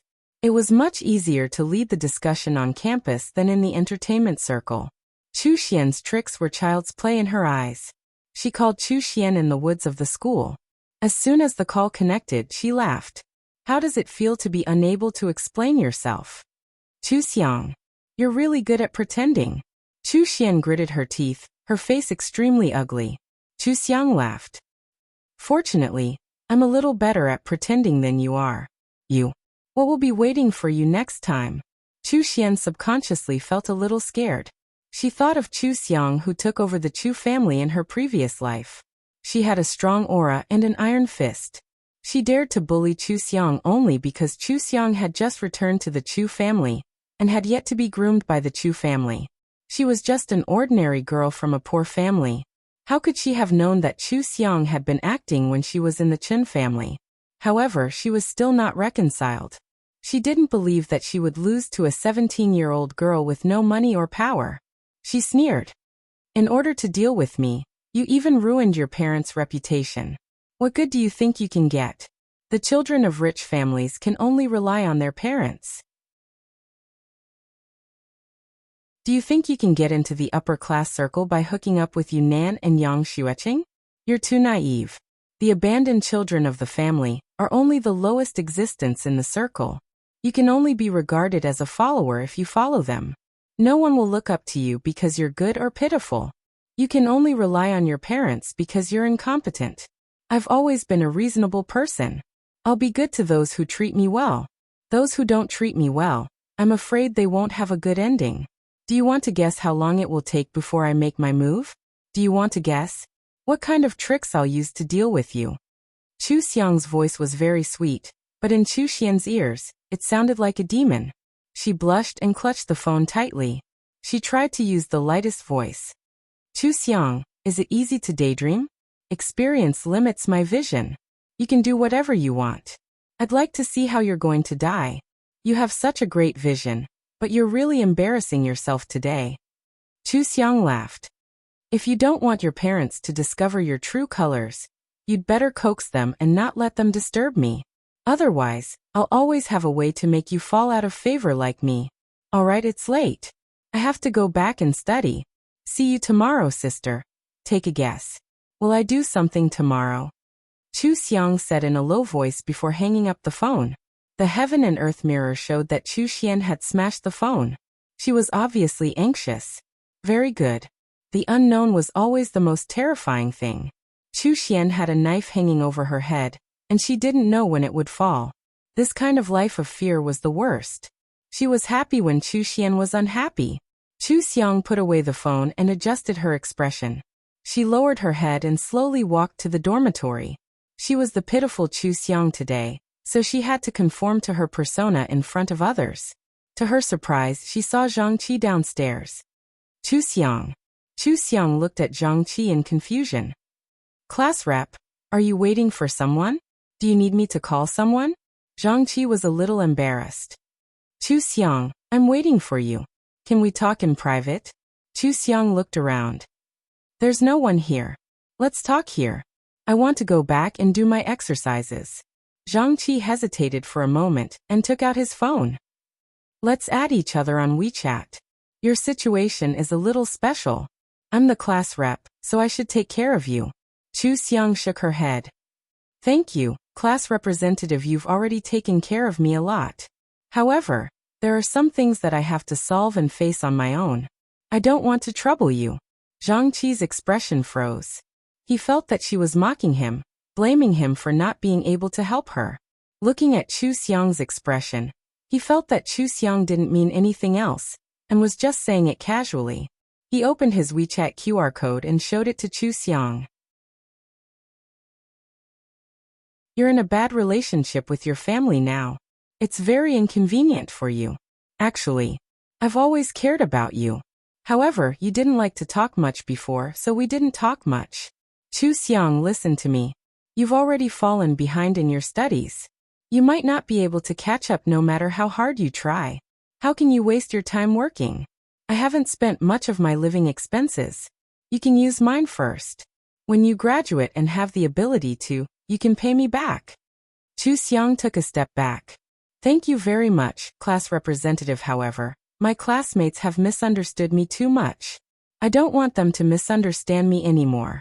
If word got out that she didn't want her sister's money, but wanted the boys' money in class, it would be a little unpleasant. Don't worry.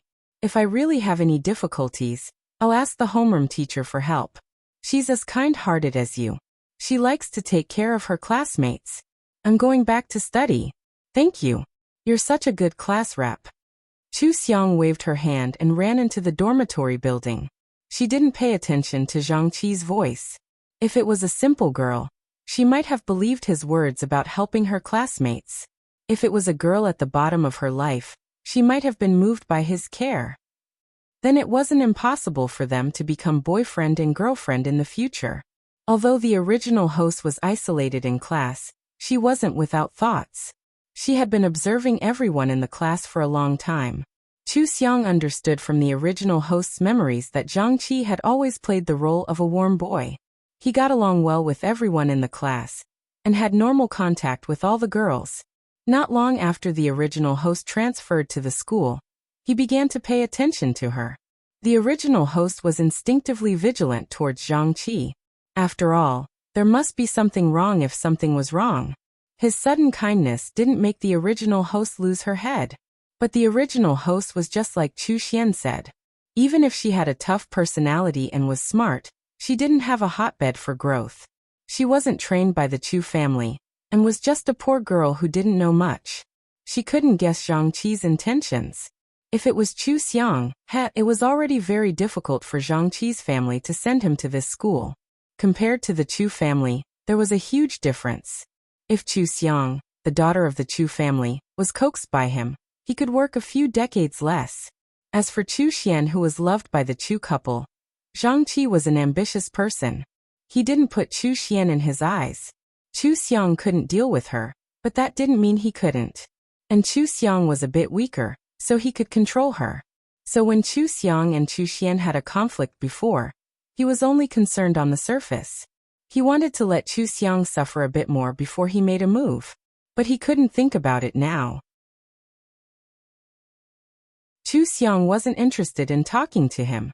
Chu Xiang's tactful rejection was like a needle hidden in cotton floss, blocking all of Zhang Qi's excuses.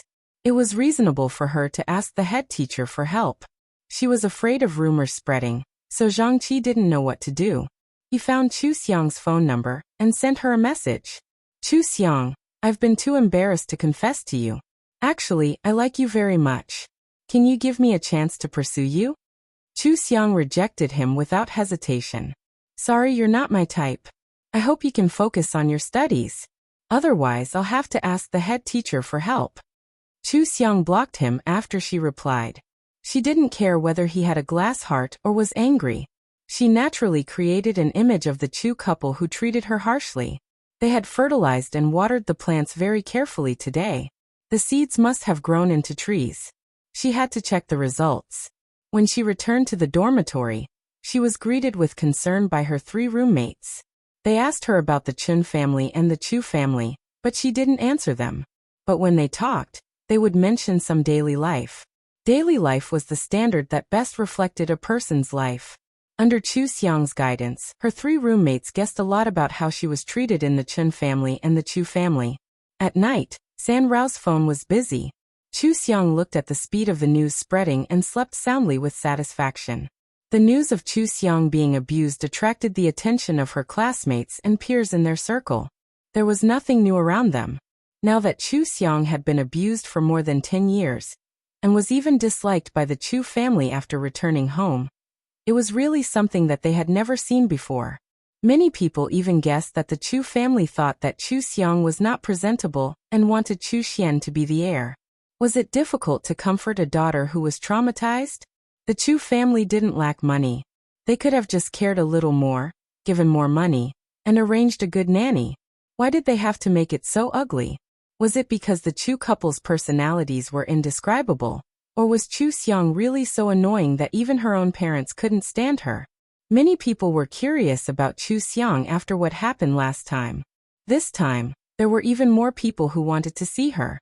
That night, someone urged Chu Xiang's roommates, bring Chu Xiang out to play. She is the eldest sister of the Chu family.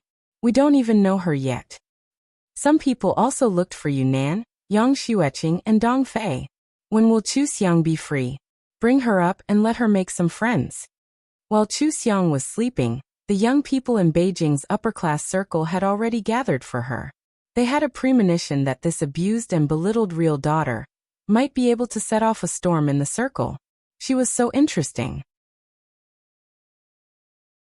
How could they not provide her with an opportunity? You're tuning in to the Earbook Haven YouTube channel. Don't forget to subscribe and join us on this journey to catch the most captivating stories.